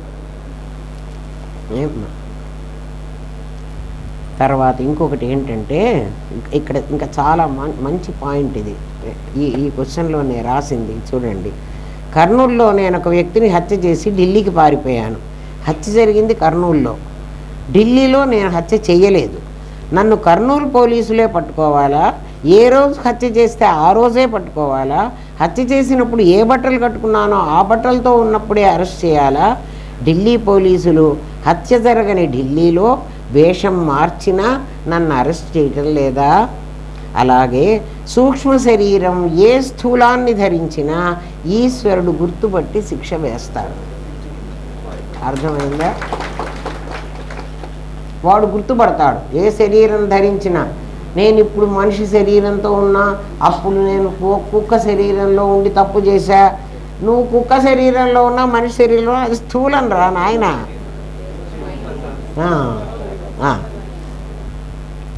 ఇంకా ఇంకోటి ఏంటంటే, ఇక్కడ చట్టం శిక్ష విధించింది కదా, ఇంకా దానికి పాపం ఎక్కడుంది అని ప్రశ్నిస్తే, కొంతమంది తప్పు చేసిన వాళ్ళందరినీ ఇన్ని జైళ్ళు ఉన్నాయి కదండి, ఇన్నంత జైళ్ళల్లో పెడుతున్నారు, ఉరి శిక్షలు వేస్తున్నారు కదా, ఇలాంటివన్నీ జరుగుతున్నాయి కదా. ఇక్కడ ఎవడైతే పాపం చేశాడో వాడికి శిక్ష పడుతున్నది, శిక్ష పడుతుంది కదా, మన చట్టాల్లో పడుతోంది కదా. అంటే ఇక్కడి చట్టాలు పూర్తి శిక్ష విధించటం లేదు. చట్టంలో లొసుగులను చూసుకుని ఉపయోగించుకుని ముద్దాయి తప్పించుకుంటున్నాడు కదా. పైగా ఇక్కడ మన లా బుక్స్లో ఏమని రాస్తారంటే, నలుగురు దోషులు తప్పించుకున్నా ఏం పర్వాలేదు, ఒక నిర్దోషికి మాత్రం శిక్ష పడకూడదు. అది మన లా బుక్లో మొట్టమొదటి సూత్రం. ఎంతమంది తప్పించుకుని వెళ్ళిపోయినా ఏం పర్వాలేదు, నష్టం లేదు, తప్పు చేసిన వాడు తప్పించుకోవచ్చు. కానీ ఒక నిర్దోషికి మాత్రం శిక్ష వేయవాకండి. జడ్జీలందరూ అది ముందు దృష్టిలో పెట్టుకుంటారు. ఎందుకంటే కూనీ చేయిస్తారు కదరా, పెద్ద పెద్ద వాళ్ళంతా కూనీలు చేయిస్తారు, సుపారీలు ఇచ్చో ఏదో. మొత్తానికి ఆ స్వామి ఆ రెడ్డి గారేమో లోపల ఉంటాడు, ఎవడో వాడిని తీసుకొచ్చి వీడే చంపాడని వాడిని తీస్తారు, అక్కడ పెడతారు కదా. వాడికి ఒకరే, నీకు 1,00,000 కోటో ఇస్తాంరా, నీ సంసారం అంతా మేము కాపాడుతాం, నువ్వు పోయి జైల్లో కూర్చో. ఎందుకంటే ఇప్పుడు యాక్సిడెంట్లు అయితే కూడా చాలామంది పోలీస్ డిపార్ట్మెంట్ వాళ్ళు, నువ్వేం యాక్సిడెంట్ చేయలేదులే, నువ్వు డ్రైవ్ చేయటం లేదు, ఒక డ్రైవర్ని తీసుకొచ్చి మేము పెడతాం, వాడు డ్రైవ్ చేశాడు, వాడు జైల్లో కూర్చుంటాడు, వాడి కుటుంబాన్ని అంతా వీడు పోషిస్తూ ఉంటాడు కదా. వాడు కావాలంటే శిక్ష కూడా అనుభవిస్తాడు, ఏం తప్పలేదు. ఎందుకంటే డబ్బు కోసం వాడు అది కూడా వృత్తి పెట్టుకుంటాడు, ప్రొఫెషన్ వాడికి. అంటే కలియుగంలో ఎన్నో జరుగుతున్నాయి. తప్పు చేసిన ప్రతివాడికి శిక్ష పడాలి అన్నది అక్కడి నియమం. ఇక్కడ తప్పు చేసిన వాడు తప్పించుకోవచ్చు, శిక్ష తగ్గించుకోవచ్చు. పైగా ఇక్కడ శిక్ష అనుభవించిన వాడికి, రాజు చేత శిక్ష పొందిన వాడికి భగవంతుడితో శిక్ష తగ్గుతుంది అని ఇప్పుడు చెప్తారు. ఇక్కడ శిక్ష అనుభవించిన వాడు, కానీ ఇక్కడ వీడు పూర్తి శిక్ష అనుభవించటల్లా. వాడి లా బుక్లో ఏముందంటే, ఇక్కడ శిక్ష తప్పించుకున్నా, అంటే వీడేదో ఇన్ఫ్లుయెన్స్ చేసి శిక్ష తప్పించుకున్నా, వాడి దగ్గర మాత్రం వీడికి కంప్లీట్గా శిక్ష విధిస్తాడు, తగ్గించుకోవడానికి వీల్లేదు వాడికి. పూర్తి శిక్ష అక్కడ అనుభవించదు. కొంత శిక్ష ఇక్కడ అనుభవించిన వాడికి మిగిలిన శిక్ష అక్కడే ఇస్తాడు. ఇక్కడ అనుభవించని వాడికి మొత్తం శిక్ష అక్కడే వేస్తాడు. కొంత శిక్ష ఇక్కడ అనుభవించిన వానికి మిగిలినది అక్కడ అనుభవించవలసిందే. చేసిన దానికి అనుభవించకపోవడము అనేది రెమిషన్ ఉండదని శాస్త్రం. శిక్ష తగ్గించడం, క్షమాభిక్ష పెట్టడం. రాష్ట్రపతి క్షమాభిక్ష పెడతాడు, వాడు మహాపాపం చేసుంటాడు, వాడికి ఉరిశిక్ష విధించుంటారు. కింది కోర్టు, హైకోర్టు, సుప్రీంకోర్టులో కూడా వాడికి ఉరిశిక్ష వేసి ఉంటారు. అప్పుడు రాష్ట్రపతి క్షమాభిక్ష పెడతాడు. ఎందుకు క్షమించాలి వాడిని? ఆ మనిషిని చంపకూడదు, చంపే అధికారం ఎవరికి లేదు, వాడు ఇంకోళ్ళని చంపే అధికారం వాడికి ఉంది. అంటే మన చట్టంలో ఇటువంటి లొసుగులు చాలా ఉన్నాయి. భగవంతుడి చట్టంలో అటువంటివి లేవు. ఏం తప్పు చేశామో అక్కడ మనం అసలు అంటానికి కూడా వీలు లేదు. ఎందుకు వీలు లేదు అంటే, చచ్చిపోయినటువంటి వాడు ఎవడి చిత్తాకాశం వాడిదేనని చెప్పాను కదా. మనం అందరం అట్లా వెళ్ళొచ్చిన వాళ్ళమే. అయితే అది మర్చిపోయినాం మనం అందరం అలాంటి వాళ్ళమే. ఆ శిక్ష వేసినప్పుడు ఏమిటో చెప్పబోతున్నాను అమ్మా. నేను తప్పు చెయ్యలేదు అని ఈ జీవుడు ఏం చేస్తాడంటే, నేనేం చెయ్యలేదు, మనం వెళతాం, చిత్తాకాశంలో వెళతాం, మనం స్వర్గానికో నరకానికో వెళతాం. వెళ్ళినప్పుడు నాయన నువ్వు ఈ తప్పులు చేసావురా, నీకు ఇది శిక్షరా అని ఆ యమధర్మరాజు చెప్పాను కదా. గవర్నమెంట్ ఆఫ్ ఇండియా లాగా వేరియస్ డిపార్ట్మెంట్స్ ఉంటాయి. వాళ్ళు అందరూ మన చిత్తాకాశంలోనే ఉంటారు, వాళ్ళు ఎక్కడూ లేరని అనుకోవకండి. మనకు శిక్ష వేసేదాకా వాళ్ళు ఉంటారు. ఎందుకంటే వాళ్ళని కూడా మనమే సృష్టించాము. వాళ్ళు చెప్తారు అన్నమాట, ఈ తప్పు నువ్వు చేసావురా, నీకు ఇది శిక్ష అని. లేదు స్వామి, నేను అస్సలు తప్పు చేయలేదు, నేను చాలా మంచివాడిని. ఎందుకంటే ఇక్కడ నువ్వు అట్లా అనుకోవడం, నిన్ను కప్పిపెట్టుకోవడం నీకు ఇక్కడ అలవాటు. ఒక్కసారి కూడా మనం తప్పు చేసామని చూడండి, కదా చిన్నది. అక్కడ ఎవరైనా నూనె పోస్తే ఆ నూనె ఎవడో జారి కింద పడితే, ఏంట్రా ఇక్కడ నూనె ఎవరు పోసారు అంటే, నేను పోసాను అని ఎవడైనా ధైర్యంగా చెప్తాడా?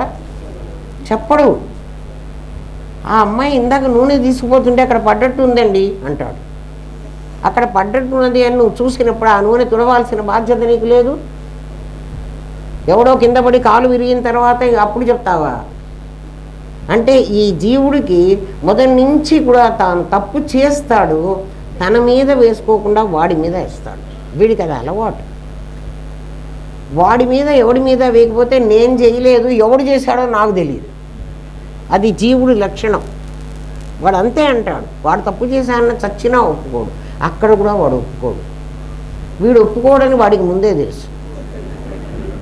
వీడంతా తప్పుడు పిల్లే కదా చేసుకొచ్చాడు, వాడికి ముందే తెలుసు. వాడు అందుకని ఏం చేస్తాడంటే, సీసీ కెమెరాలు లోపల రెడీగా పెట్టాడు కదా. ఎక్కడ చూడండి, మీరు చిన్నప్పటి నుంచి ఏం చేశారో మీ చిత్తసాగరంలో మీ కెమెరా చిత్రగుప్తుడు వాడు మన దగ్గరే ఉంటాడు, రాత్రింబగళ్ళు ఉంటాడు. వాడు చిత్రాలు తీసి పెడతాడు, ఆ సీసీ కెమెరా ఆన్ చేస్తాడు వాడు. అంతే, ఇంకేం చేయడు. ఇంకా నువ్వేం మాట్లాడటం లేదు, అక్కడ కనబడుతుంటుంది. నువ్వు తప్పు చేసావా సీసీ కెమెరాలు ఇప్పుడు కదండి వచ్చినవి, అప్పుడు ఎక్కడ ఉన్నాయి అంటే, ఆయన దగ్గర చాలా టెక్నాలజీ ఉంది. ఆ టెక్నాలజీని ఉపయోగించుకునే ఇప్పుడు నువ్వు చేస్తున్నావు. నీ మెమరీని ఉపయోగించుకునే ఇప్పుడు నువ్వు కంప్యూటర్లో మెమరీ పెట్టుకున్నావు కదా. చూడండి, అక్కడ పరమాత్మ దగ్గర అటువంటి శక్తి ఉంది. అందుకని ధర్మశాస్త్రం ప్రకారం శిక్షకు తగ్గించటం కానీ అలాంటివి అక్కడ వాళ్ళ లోకంలో ఆ చట్టంలో ఉండవు. ఇప్పుడు మీరు అడగచ్చు, వాళ్ళ లోకమే లేదు కదండి అంటే, ఎవడికి లేదు? జ్ఞానికే లోకం లేదు. జ్ఞాని ఎక్కడికి వెళ్ళడు. ఆ బ్రహ్మభువనాల్లోక పునరావర్తినోర్జున మాముపేక్షితు కౌంతేయ పునర్జన్మన విద్యతే. నన్నెవరు పొందుతారో వాడికి జన్మ లేదన్నాను. కానీ అర్జున, బ్రహ్మలోకం మొదలు ఈ కింది లోకాలకు ఎవ్వరికి వెళ్ళినా కూడా మనం అందరం అక్కడికే వెళతాం. అక్కడి నుంచి తిరిగి మళ్ళీ సంపాదించుకోవడానికి నేను కర్నూలుకే రావాలి, మళ్ళీ ఈ భూలోకానికే రావాలి. భగవద్గీత చెప్తాను. భగవద్గీత ఊరికే ఇంట్లో పూజా మందిరంలో పెట్టి పూజ చేసిన వాడికి ఇది అర్థం కాదు. భగవద్గీత చదువుకోండి, భగవద్గీతను అర్థం చేసుకోండి, మీ గీత మార్చుకోండి. గీత చదువుకోండి, గీతని మార్చుకోండి. భగవద్గీత అర్థం కావాలి. ప్రతి శ్లోకం అర్థమైతే ఇంకేం అక్కర్లేదు మనకి. మన గీత ఖచ్చితంగా మారుతుంది. మనకు జన్మ పరంపరలలో పడేటువంటి గీత ఆ జైంట్ వీల్ మీద నుంచి హాయిగా దిగుతాం, ఏం బాధ లేదు. కానీ వాడికి 3 ట్రిప్పులు ఇవ్వడం కోసం వాడికి 100 రూపాయలు ఇచ్చేసాం మనం. అది ప్రారంధం. వాడు ఆ 3 ట్రిప్పులు గాంధీ మన ఆపడు. అట్లా మన మామూలు జీవితంలో మనకి తెలిసినటువంటి విషయాలతో గుర్తుపెట్టుకుంటే బ్రహ్మ విద్య అసలు కష్టమే కాదరా. ఎవడికి కష్టము అంటే తెలిసిన విషయాలతో దాన్ని జోడించుకోలేని వాడికి అమ్మో అది బ్రహ్మ విద్య. కానీ బ్రహ్మ విద్యనే అన్నిటికంటే తేలికైంది. అందుకే అర్జున అసుసుఖం, చాలా ఈజీ రా నాయన, నువ్వెందుకు ఇంత డిఫికల్ట్ ఫీల్ అవుతున్నావో నాకు అర్థం కావట్లేదు అన్నాడు పరమాత్మ. గుహ్యం, చాలా కష్టమైందే, రహస్యమైంది. ఆ రహస్యాన్ని చెప్పేవాడు కావాలి మనకు, రహస్యాలు చెప్పేవాడు కావాలి. రహస్యాలు రామనాథం గారు తప్ప ఎవడు చెప్పలేడు, ఎవడికి అంత శక్తి లేదు. మహానుభావుడు కూర్చున్నాడు చూడండి కదా, ఎవరికి దొరుకుతారా అట్లాంటి గురువు?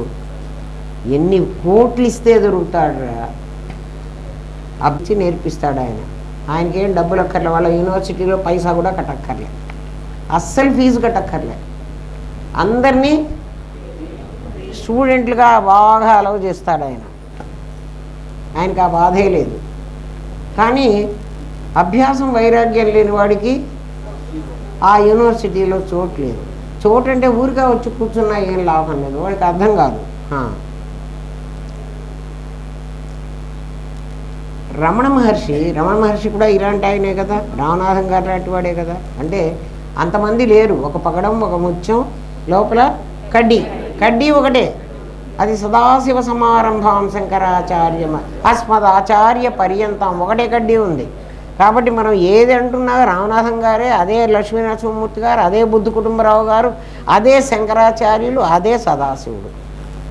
ఇంకా మధ్యలో ఇంకా ఎంతమంది ఉన్నారో మనకు తెలియదు మహానుభావులు.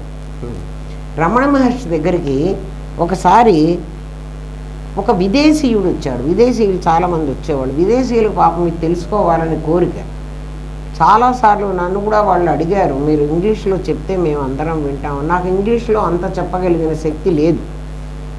అంటే నా భావాన్ని నేను ఆ లాంగ్వేజ్లో నేను చెప్పలేను. అటువంటిప్పుడు వాళ్ళకి సరిగా అర్థం కాకపోతే వేస్ట్. అందుకని నేను చెప్పలేను. చాలామందికి తెలుసుకోవాలని.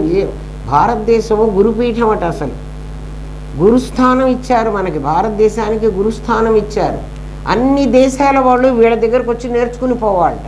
మరి మనమే ఇట్లా ఏడుస్తుంటే మనం వాళ్ళది అనుకరించలేక మనం చూస్తున్నాం.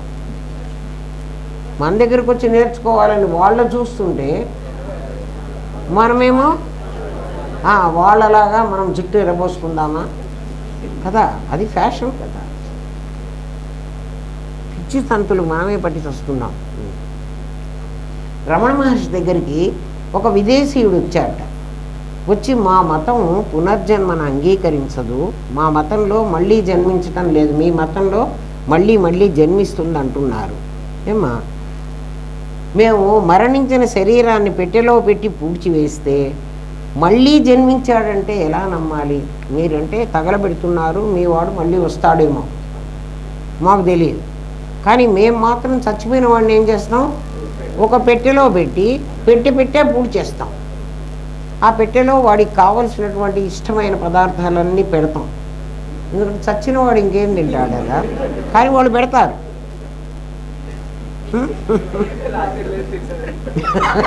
వాడు లేచి తినేటైతే పెట్టెలో పెట్టి ఎందుకు పెడతారా? పెట్టెలో పెట్టి పూడ్చివేస్తే మళ్ళీ జన్మించాడంటే ఎలా నమ్మాలి అని ప్రశ్నించాడు. ఎవరు? ఆ విదేశీయుడు వచ్చి రమణ మహర్షి దగ్గరికి వచ్చి. రమణులు అందుకు సమాధానంగా ఏమన్నారంటే, నాయన, ఇవాళ ప్రభుత్వ ఆసుపత్రిలో ఎంతమంది శిశువులు జన్మించారో వారు ఏ పరిస్థితిలో ఉన్నారో తెలుసుకుని రమ్మని పంపించారు. రమణ మహర్షి వాడు అడిగిన ప్రశ్న ఏమిటి? మా మతంలో పునర్జన్మ లేదు, మీ మతంలో మళ్ళీ పునర్జన్మ ఉంది అని మీరు అంటున్నారు. మేము పెట్టెలో పెట్టి వాళ్ళని పూడి చేస్తున్నాము, వాడు మళ్ళీ ఎట్లా జన్మ తీసుకుని వస్తాడు అంటే ఆయన దానికి సమాధానం చెప్పకుండా, నాయన ఇవాళ హాస్పిటల్లో ఎంతమంది శిశువులు, గవర్నమెంట్ హాస్పిటల్లో ఎంతమంది శిశువులు పుట్టారో కనుక్కొని రా అన్నట్ట. వాళ్ళు ఏ పరిస్థితిలో ఉన్నారో కూడా తెలుసుకోరమ్మా. ఆ విదేశీయుడు ఈ దినం 19 మంది శిశువులు జన్మించారని హాస్పిటల్కి వెళ్ళాడు, కనుక్కున్నాడు. వాళ్ళలో 2 ఏసీ గదుల్లో తల్లుల దగ్గర హాయిగా పడుకున్నారని, 2 పిల్లలు ఏసీ రూముల్లో పడుకున్నారు. 4 స్పెషల్ వార్డులలో తమ తల్లులతో ఉన్నారు. 8 మంది జనరల్ వార్డులో ఉన్నారు. 3 వరండాలో ఆసుపత్రి పరుపుల మీద ఫ్యాన్ కూడా లేకుండా ఉన్నారు. మీకు అందరికీ అర్థమవుతోంది కదా. 2 వరండాలోనే చాప మీద ఒక దుప్పటి పరుచుకుని పడుకున్నారు. అందరూ ఒకే రోజు ఒకే ఆసుపత్రిలో ఒకే డాక్టర్ చేత పురుడు పోయించుకున్న వారే అయినా వారందరూ ఒకలా ఉండకుండా వేరు వేరు అనుభవాలు పొందడానికి కారణాలేవో ఆలోచించమన్నారు. రమణ మహర్షి చెప్పాట, నాయన వీళ్ళందరూ ఒక హాస్పిటల్లోనే పుట్టారు కదా, ఒకే డాక్టర్ పురుడు పోసింది కదా, ఇవాళంతా రోజంతట్లో 19 మంది పిల్లలు పుట్టారు. అందులో కొంతమంది ఏసీ రూముల్లో ఉన్నారు, కొంతమంది జనరల్ వార్డులో ఉన్నారు, కొంతమంది స్పెషల్ వార్డులో కూడా ఉన్నారు, కొంతమంది వరండాలో పరుపులు వేసుకుని పడుకున్నారు, కొంతమందికి పరుపు కూడా లేదు చాప మీద పడుకున్నారు, కొంతమందికి చాప కూడా లేదు ఒక దుప్పటి పరుచుకుని పడుకున్నారు. వీళ్ళందరూ కూడా బాలింతలు, వాళ్ళకు పుట్టిన పసిబిడ్డలు. ఆ విదేశీయుడు తల్లిదండ్రుల ఆర్థిక స్తోమతను బట్టి వాళ్ళు అలా ఉన్నారని చెప్పారు. రమణులు ఆ మాటకు జీవులు వారి వారి పూర్వజన్మ కర్మఫలాలను అనుసరించి జన్మలను పొందుతున్నారని, భగవంతుడికి పక్షపాతం లేదని, శుచీనాం శ్రీమతాం గేహే యోగభ్రష్టో అభిజాయతే అని ఈ విషయం చెప్పిందని రమణులు సమాధానం చెప్పారు. నాయన వాళ్ళందరూ వాళ్ళ తల్లిదండ్రుల ధనాన్ని బట్టి కదా అలా ఉన్నారు కదా. ఆ ధనం వాళ్ళు సంపాదించుకోవడానికి వాళ్ళెవరో ధనవంతుల ఇళ్లలోనే పుట్టి ఉండాలి కదా. ఈ పిల్లవాడు శుచిమంతులైన శ్రీమంతుల ఇంట్లో నేను పుట్టిస్తాను అని భగవంతుడు చెప్పాడు భగవద్గీతలో. అట్లా వీళ్ళందరూ కూడా వాళ్ళ వాళ్ళ పుణ్యం ఫలం వల్ల జనరల్ వార్డులో ఉండే తల్లి కడుపులో, స్పెషల్ వార్డులో ఉండే తల్లి కడుపులో, ఆ చాప మీద పడుకుండే తల్లి కడుపులో పడ్డారా. వీళ్ళంతా ఒక రోజే పడ్డవాళ్ళు తల్లి కడుపులో, అంటే వేరు వేరు తల్లులు. అర్థమవుతుందా? మీ మతంలో పునర్జన్మ లేదంటావే, మీ మతంలో పునర్జన్మ లేదని కదా నువ్వు అన్నావు. రమణులు చెప్పిన మాటమ్మా ఇది. క్రీస్తు సిలువ వేసిన తర్వాత మృతులలో నుండి పునరుత్థానం చెందారని ఈస్టర్ పండుగ చేసుకుంటున్నావు కదా.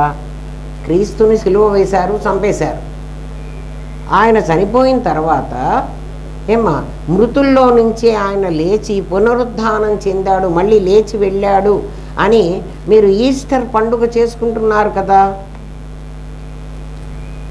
మరణించిన ఆత్మలన్నీ ఈ పెట్టెల్లో పెట్టి ఎందుకు పెడతారు అంటే నిరీక్షిస్తూ ఉంటాయట మరణించిన ఆత్మలన్నీ. ఎందుకోసం అంటే క్రీస్తు రెండవ రాకడ కోసం. ఎప్పుడో క్రీస్తు సెకండ్ టైం వస్తాడట, అప్పుడు జడ్జిమెంట్ డే ఆయన జడ్జి చేస్తాడట. అంటే క్రీస్తు రెండోసారి రావచ్చు, అంటే ఆయనకి రెండవ జన్మ ఉంది, వీళ్ళకి రెండవ జన్మ లేదు. చూడండి, ఆలోచించండి. రెండవ రాకడలో వారికి జడ్జిమెంట్ చెప్తాడని ఉంది కదా. దేవుడికి పునర్జన్మ ఉంటుందని, జీవుడికి లేదని చెప్పే సిద్ధాంతం ఎంతవరకు నమ్మవచ్చు? నీ మతాన్ని ఇట్లా కొట్టేస్తారు వాళ్ళు. వాళ్ళ మతమే గొప్పదని చెబుతున్నారు కదా. అంటే వాళ్ళకు కూడా తెలియదు ఇలాంటి మాటలు ఉన్నాయని కూడా వాళ్ళకి తెలియదు, ఇట్టిగా ఫాలో అవుతారు. ఎందుకంటే దేవుడికి రెండవ జన్మ ఉందని వాళ్ళే చెబుతున్నారు. ఆయన ఎప్పుడో మళ్ళీ వస్తాడు, క్రీస్తు రెండవ రాకడ ఉంది అని. మరి రెండవ రాకడ ఆయనకు ఉన్నప్పుడు జీవుడికి రెండవ రాకడ ఎందుకు ఉండకూడదు? హిందూ మత సిద్ధాంతం ప్రకారం స్థూల శరీరాలు మారతాయే కానీ జీవుడు మారడు. అవునా కదా? వేరుశనక్కాయ మారదు కదరా, చెక్కు పోతుంది కానీ మళ్ళీ ఇంకో చెక్కేసుకొస్తే అది వేరుశనక్కాయే కదా. అట్లా బహూనాం జన్మనామంతే జ్ఞానవాన్ మాం ప్రపద్యతే.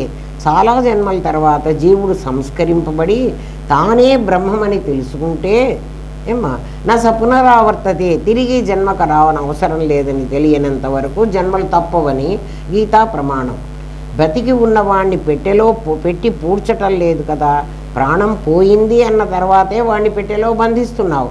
ఆ పోయినవాడు వేరుశనగ విత్తనంలాగా మళ్ళీ ఒక చెక్కు వేసుకుని వస్తున్నాడు. బహూని మే వ్యతీతాని, మన శాస్త్రం ప్రకారం భగవద్గీతలో బహూని మే వ్యతీతాని జన్మాని తవచ అర్జున, చాలా జన్మలు నీకు నాకు కూడా జరిగినాయి. భగవద్గీతలో చెప్తున్నాడు, నువ్వొక్కడివే మళ్ళీ మళ్ళీ పుట్టలేదురా నాయన, నేను కూడా ఎన్నోసార్లు బహూని మే వ్యతీతాని జన్మాని తవచ అర్జున తాన్యహం వేద సర్వాణి నత్వం వేత్త పరంతప. నాకు అవన్నీ తెలుసు, నీకు అవన్నీ తెలియదు. ఎందుకని నాకు తెలుసు అంటే, నేను జీవుణ్ణి కాదు, నేను నా ఈశ్వర సృష్టి అని, నేను పరమాత్మనని నాకు తెలుసు. ఆ జీవత్వాన్ని నేను ఎన్ని సినిమాల్లో, ఒక అరుణ్ గోవిలు ఒక సినిమాలోనే రాముడు కాదు, ఎన్ని సినిమాల్లోనో ఎన్ని వేషాలో వేస్తాడు. అవన్నీ అరుణ్ గోవిల్కి తెలీదా వాడు నేను వేసిన వేషాలని? అట్లా నాకు తెలుసు అర్జున, నీకు తెలియదు, నువ్వు అందులో ఇన్వాల్వ్ అయి ఉన్నావు కాబట్టి. జీవుడికి తెలియదు, దేవుడికి తెలుసు. అది గీతలో పరమాత్ముడు అంటే కృష్ణుడికే తెలుసు, ఆయన చాలా గొప్పవాడు కాదు. కృష్ణుడు కాదు, అక్కడ పరమాత్మగా మాట్లాడుతున్నాడు కృష్ణుడు. నేను అనేవాడు ఒక్కడే కదరా ఉండేది, వాడు నీలో కూడా ఉన్నాడు కదా. ఆ నేనుకి తెలుసు ఎన్ని జన్మలు ఎత్తాడని. అందుకే ఆ నేను అంటున్నాడు, ఇప్పుడు కూడా ఏ జన్మలోనో చేశాను అందుకే అనుభవిస్తున్నాను అంటాడా? నేను చెయ్యలేదు అని మాత్రం అనడమ్మా. ఈ జన్మలో తప్పు చేయలేదంటాడు, కానీ తప్పు చేశాననే అంటున్నాడే. తప్పు చేశాను కాబట్టే నేను అనుభవిస్తున్నానని వాడు పాపం ఒప్పుకుంటున్నాడే జీవుడు. తెలుసుకుని ఇంకోసారి చేయవాకురా అని చెబుతున్నాం మేము. అంతే కదా. తెలుసుకోరా నాయన, తెలుసుకుంటే మళ్ళీ తప్పు చేయవాకు. ఏం తప్పు చేసామట్రా మనము? అంతే. మనం చేస్తున్న పెద్ద తప్పు ఏమిటంటే, నేనును నాదితో కలిపి నాది చేసిన కర్మంతా నేను చేస్తున్నాను అంటున్నాను. మిగిలిన కర్మలన్నీ అసలు తప్పు కాదు. మనం ఏం తప్పు చేయటం లేదు. ధర్మబద్ధంగా ఏ పని చేసినా కూడా నీకు అది పాపం రాదు, పుణ్యం రాదు కదా. నేను చేశానంటేనే పుణ్యమో పాపమో నీకు తగులుకుంటుంది. ఆగామి కర్మ రాకుండా చూసుకుంటే చాలు. అదే కష్టమా? ఎన్నిసార్లు నువ్వు నేను నాదితో కలుపుతున్నావో నువ్వు ఆలోచి. తాదాప్యం అంటే అదే. దేహంతో తాదాప్యం పొందిన మనస్సే నిన్ను దుఃఖాల పాలు చేస్తోంది. గురువు గారు చిన్నపిల్లల కోసం భగవద్గీత రాశారు, అందులో రాశారు ఈ మాట. దేహంతో తాదాప్యం పొందిన మనస్సే నిన్ను దుఃఖాల పాలు చేస్తోంది. దేహంతో తాదాప్యం పొందావు నువ్వు, దేహం చేసే కర్మలన్నీ నేను చేస్తున్నాను అంటున్నావు. అందువల్ల ఆ కర్మ ఫలితాన్ని నువ్వు అనుభవించాల్సి వస్తుంది. నీ కర్మ అది. ఏమ్మా? కృష్ణుడు అర్జునుడితో నీకు నాకు చాలా జన్మలు గడిచాయని, కర్మబంధం లేకపోవడం వల్ల అవి నాకు ఏమ్మా ఎక్కడే ఇటు విప్పాలి, అవి నాకు తెలిసాయని, కర్మబద్ధుడు అవడం వల్ల నీకు తెలియడం లేదని చెప్పాడు. యదా యదా హి ధర్మస్య గ్లానిర్భవతి భారత అభ్యుత్థానమధర్మస్య తదాత్మానం సృజామ్యహం. అర్జునుడు వెంటనే అడిగాడు, అయ్యా బహూని మే వ్యతీతాని జన్మాని తవచ అర్జున అన్నారు కదా మీరు. చాలా జన్మలు నువ్వు నేను కూడా ఎత్తాము, నీకు అవి తెలుసు, నాకు అవి తెలుసు, నీకు అవి తెలీదు అని కూడా మీరు చెప్పారు. మీకు కర్మ గురించి తెలుసు, కర్మ సిద్ధాంతం గురించి తెలుసు, కర్మను ఎట్లా తగలబెట్టుకోవాలో తెలుసు. అటువంటిప్పుడు మీరు ఎందుకయ్యా జన్మలు ఎత్తారు? అంటే మీకు ఇదంతా తెలిసినప్పుడు మీరు కర్మ అంతా తగలబెట్టుకోలేదా? మీ సంచిత కర్మ కాలిపోలేదా? సంచిత కర్మ కాలిపోతే జన్మకి రానని మీరే చెప్పారు కదా. మరి మీరు చెప్పిన మాట ఇది నిజమా అది నిజమా? అట్లయితే మీరు ఎందుకు ఇన్ని జన్మలు ఎత్తారు? మీ కర్మ అంతా ఎందుకు కాలిపోలేదు? చూడు అర్జునుడు ఎట్లా అడుగుతున్నాడో చూడండి. అట్లా అర్జునుడు అడిగితేనే కృష్ణుడు చెప్పే జవాబు మనకు వస్తుందర్రా. అర్జునుడు అడగ, అందుకే కృష్ణార్జున సంవాదే అని అన్నాడు. అర్జునుడు అడగకపోతే ఆ ప్రశ్న అడగాలని మనకు తెలియదు. మనది మొద్దు బుర్రలు కదా, మట్టి బుర్రలు, మనకు తెలియదు.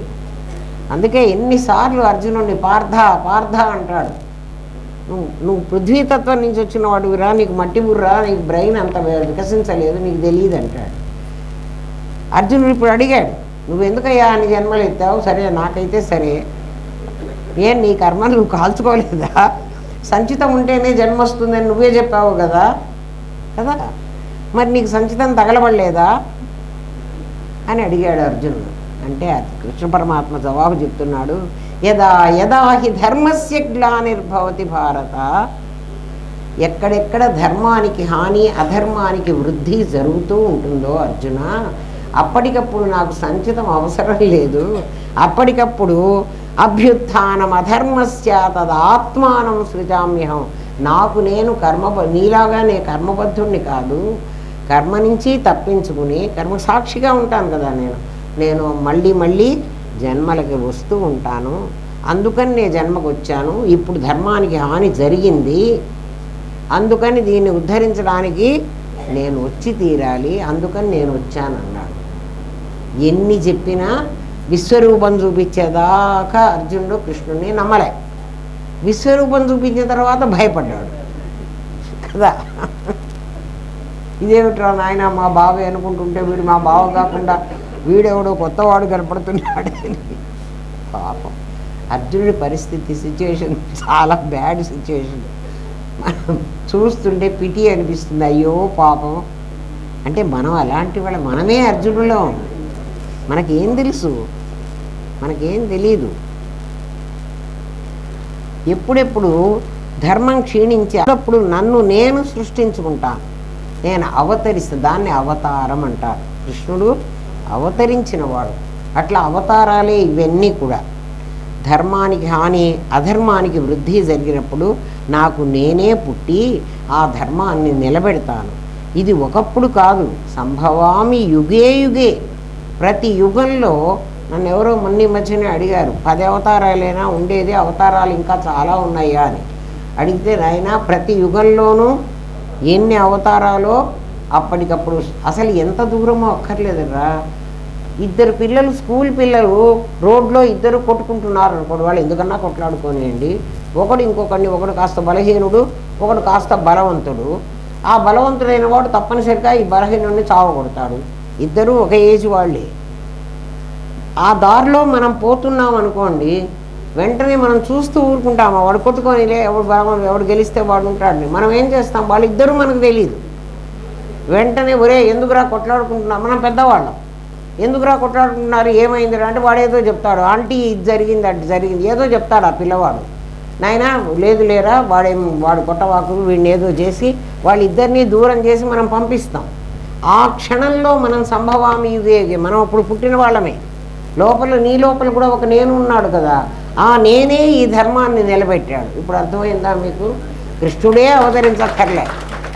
ఎక్కడ అధర్మం జరుగుతుందో, ఎక్కడ అన్యాయం జరుగుతుందో దాన్ని రక్షించడానికి నువ్వెప్పుడు దాంట్లో ఎంటర్ అవుతావో అప్పుడు నువ్వు అవతరించినట్టే ఆ క్షణం. అట్లా అవతరించినవే మత్స్య, కూర్మ, వరాహ, నారసింహ వరకు.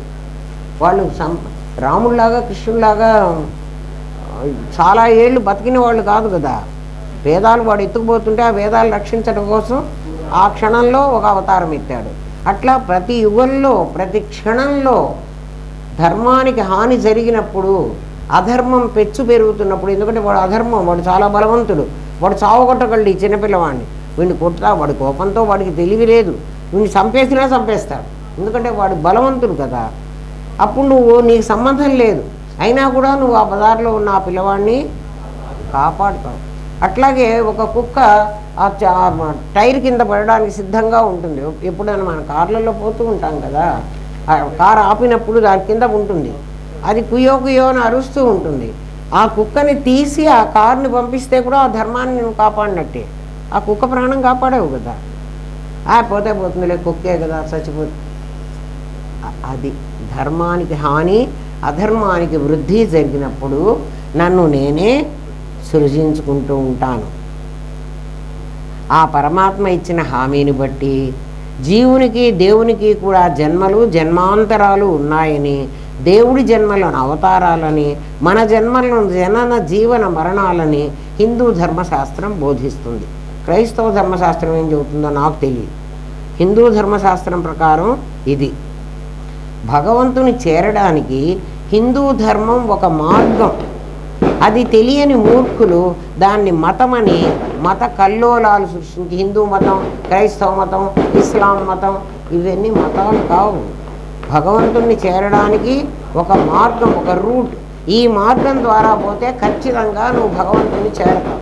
నా అన్యపంథ అయనాయ విద్యతే అంటాడు. నా అన్యపంథ అవునని చెప్తున్నాడు రా వాడు. అవును, కరెక్ట్. నా అన్యపంథ అయనాయ విద్యతే, ఇంకొక మార్గం లేదు, ఇదే మార్గం ఉంది అని చెప్తున్నాడు పరమాత్మను తెలుసుకోవడానికి. అటువంటి ధర్మం, అటువంటి మతంలో మనం పుట్టాం. స్వధర్మే నిధనం శ్రేయ, ఆ ధర్మంలోనే మనం మరణించడం చాలా శ్రేయస్కరం. ఎందుకంటే మళ్ళీ ఆ ధర్మంలోనే పుడతాం. పరధర్మో భయావహ, ఇవాళ ఏదో వాడు 4 డబ్బులు ఇస్తాడని, 4 పొజిషన్స్ ఇస్తాడని, ఉద్యోగాలు ఇస్తాడని ఇంకో మతాన్ని మారితే నీ మార్గం చెడిపోతుంది. ఒక దారిలో నువ్వు పరమాత్మను చేరుకుంటావని శాస్త్రం చెప్తోంది. ఈ మార్గం కాకుండా అందరూ మనుషులే, అంతా రక్తమే, అంతా ఒకటే కులం, పిచ్చి మాటలు నీకు తెలియకుండా మాట్లాడుతున్నావు. మార్గం తప్పావంటే మళ్ళీ ఈ మార్గానికి రావడానికి నీకు అవకాశం లేదు. ఒకసారి నీ బిలీవ్ ఇంకొక దాంట్లో వెళ్ళిపోతే మళ్ళీ దీంట్లోకి నువ్వు రాలేవు. అటువంటి హిందూ మతంలో పుట్టడమే మన గొప్పతనం. అటువంటి హిందూ దేశంలో పుట్టడం మనం ఇంకా గొప్ప, చాలా పుణ్యం చేశాం. ఎందుకంటే మనుష్యత్వం, ముముక్షత్వం, మహాపురుష సంశ్రయమని మనకు బై డిఫాల్ట్ మనకు 1/3 మనకు ముందే మార్కులు వచ్చేసినాయి. మిగిలిన మార్కులు సంపాదించుకోవడమే మనం చేయాల్సింది. మిగిలిన దేశాల వాళ్ళకి అది లేదు కదా, వాళ్ళకి డబ్బులే కావాలి, మనకు అట్లాంటిది లేదు. ఏమ్మా, ఈ క్వశ్చన్ అయిపోయింది. ఇప్పుడు మీకు క్వశ్చన్ అర్థమైంది కదా. 12వ ప్రశ్న, ఎప్పుడో కర్మ చేస్తే ఇప్పుడు ఎందుకు అనుభవించాలి? బాగా తెలిసిందా దానికి జవాబు? సంతోషం. 13 క్వశ్చన్ నెంబర్ 13, ప్రజ్ఞానం బ్రహ్మ నిర్వ్యాపారి కదా.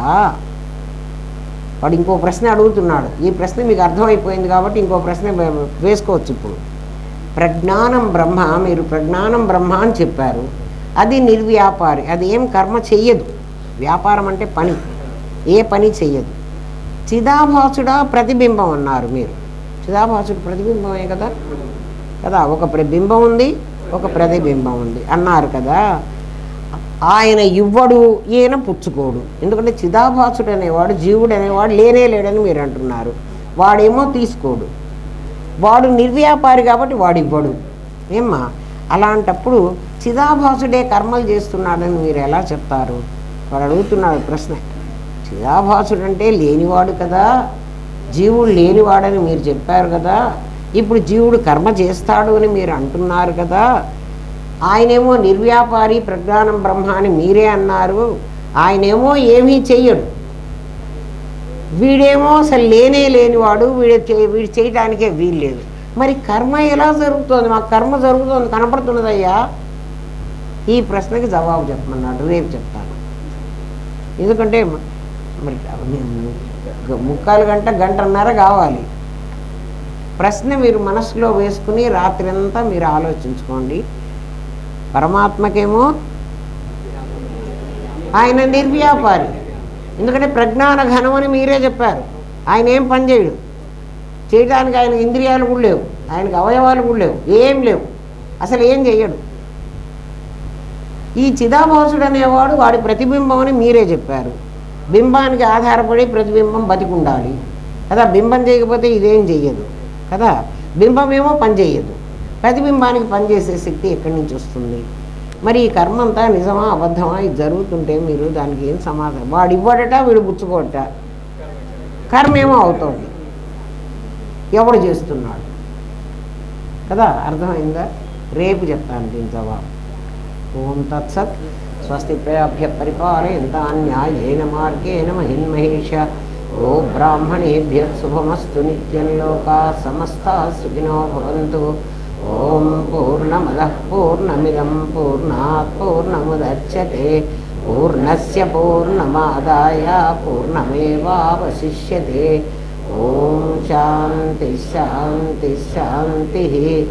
ఓం దివ్యో బ్రహ్మ విద్యా సాంప్రదాయ కర్తృభ్యో వంశ ఋషిభ్యో గురుభ్యో నమో మహద్భ్యః. సర్వోపద్రవరహిత ప్రజ్ఞానఘనః ప్రత్యగర్ధో బ్రహ్మైవాహమస్మి బ్రహ్మైవాహమస్మి బ్రహ్మైవాహమస్మి.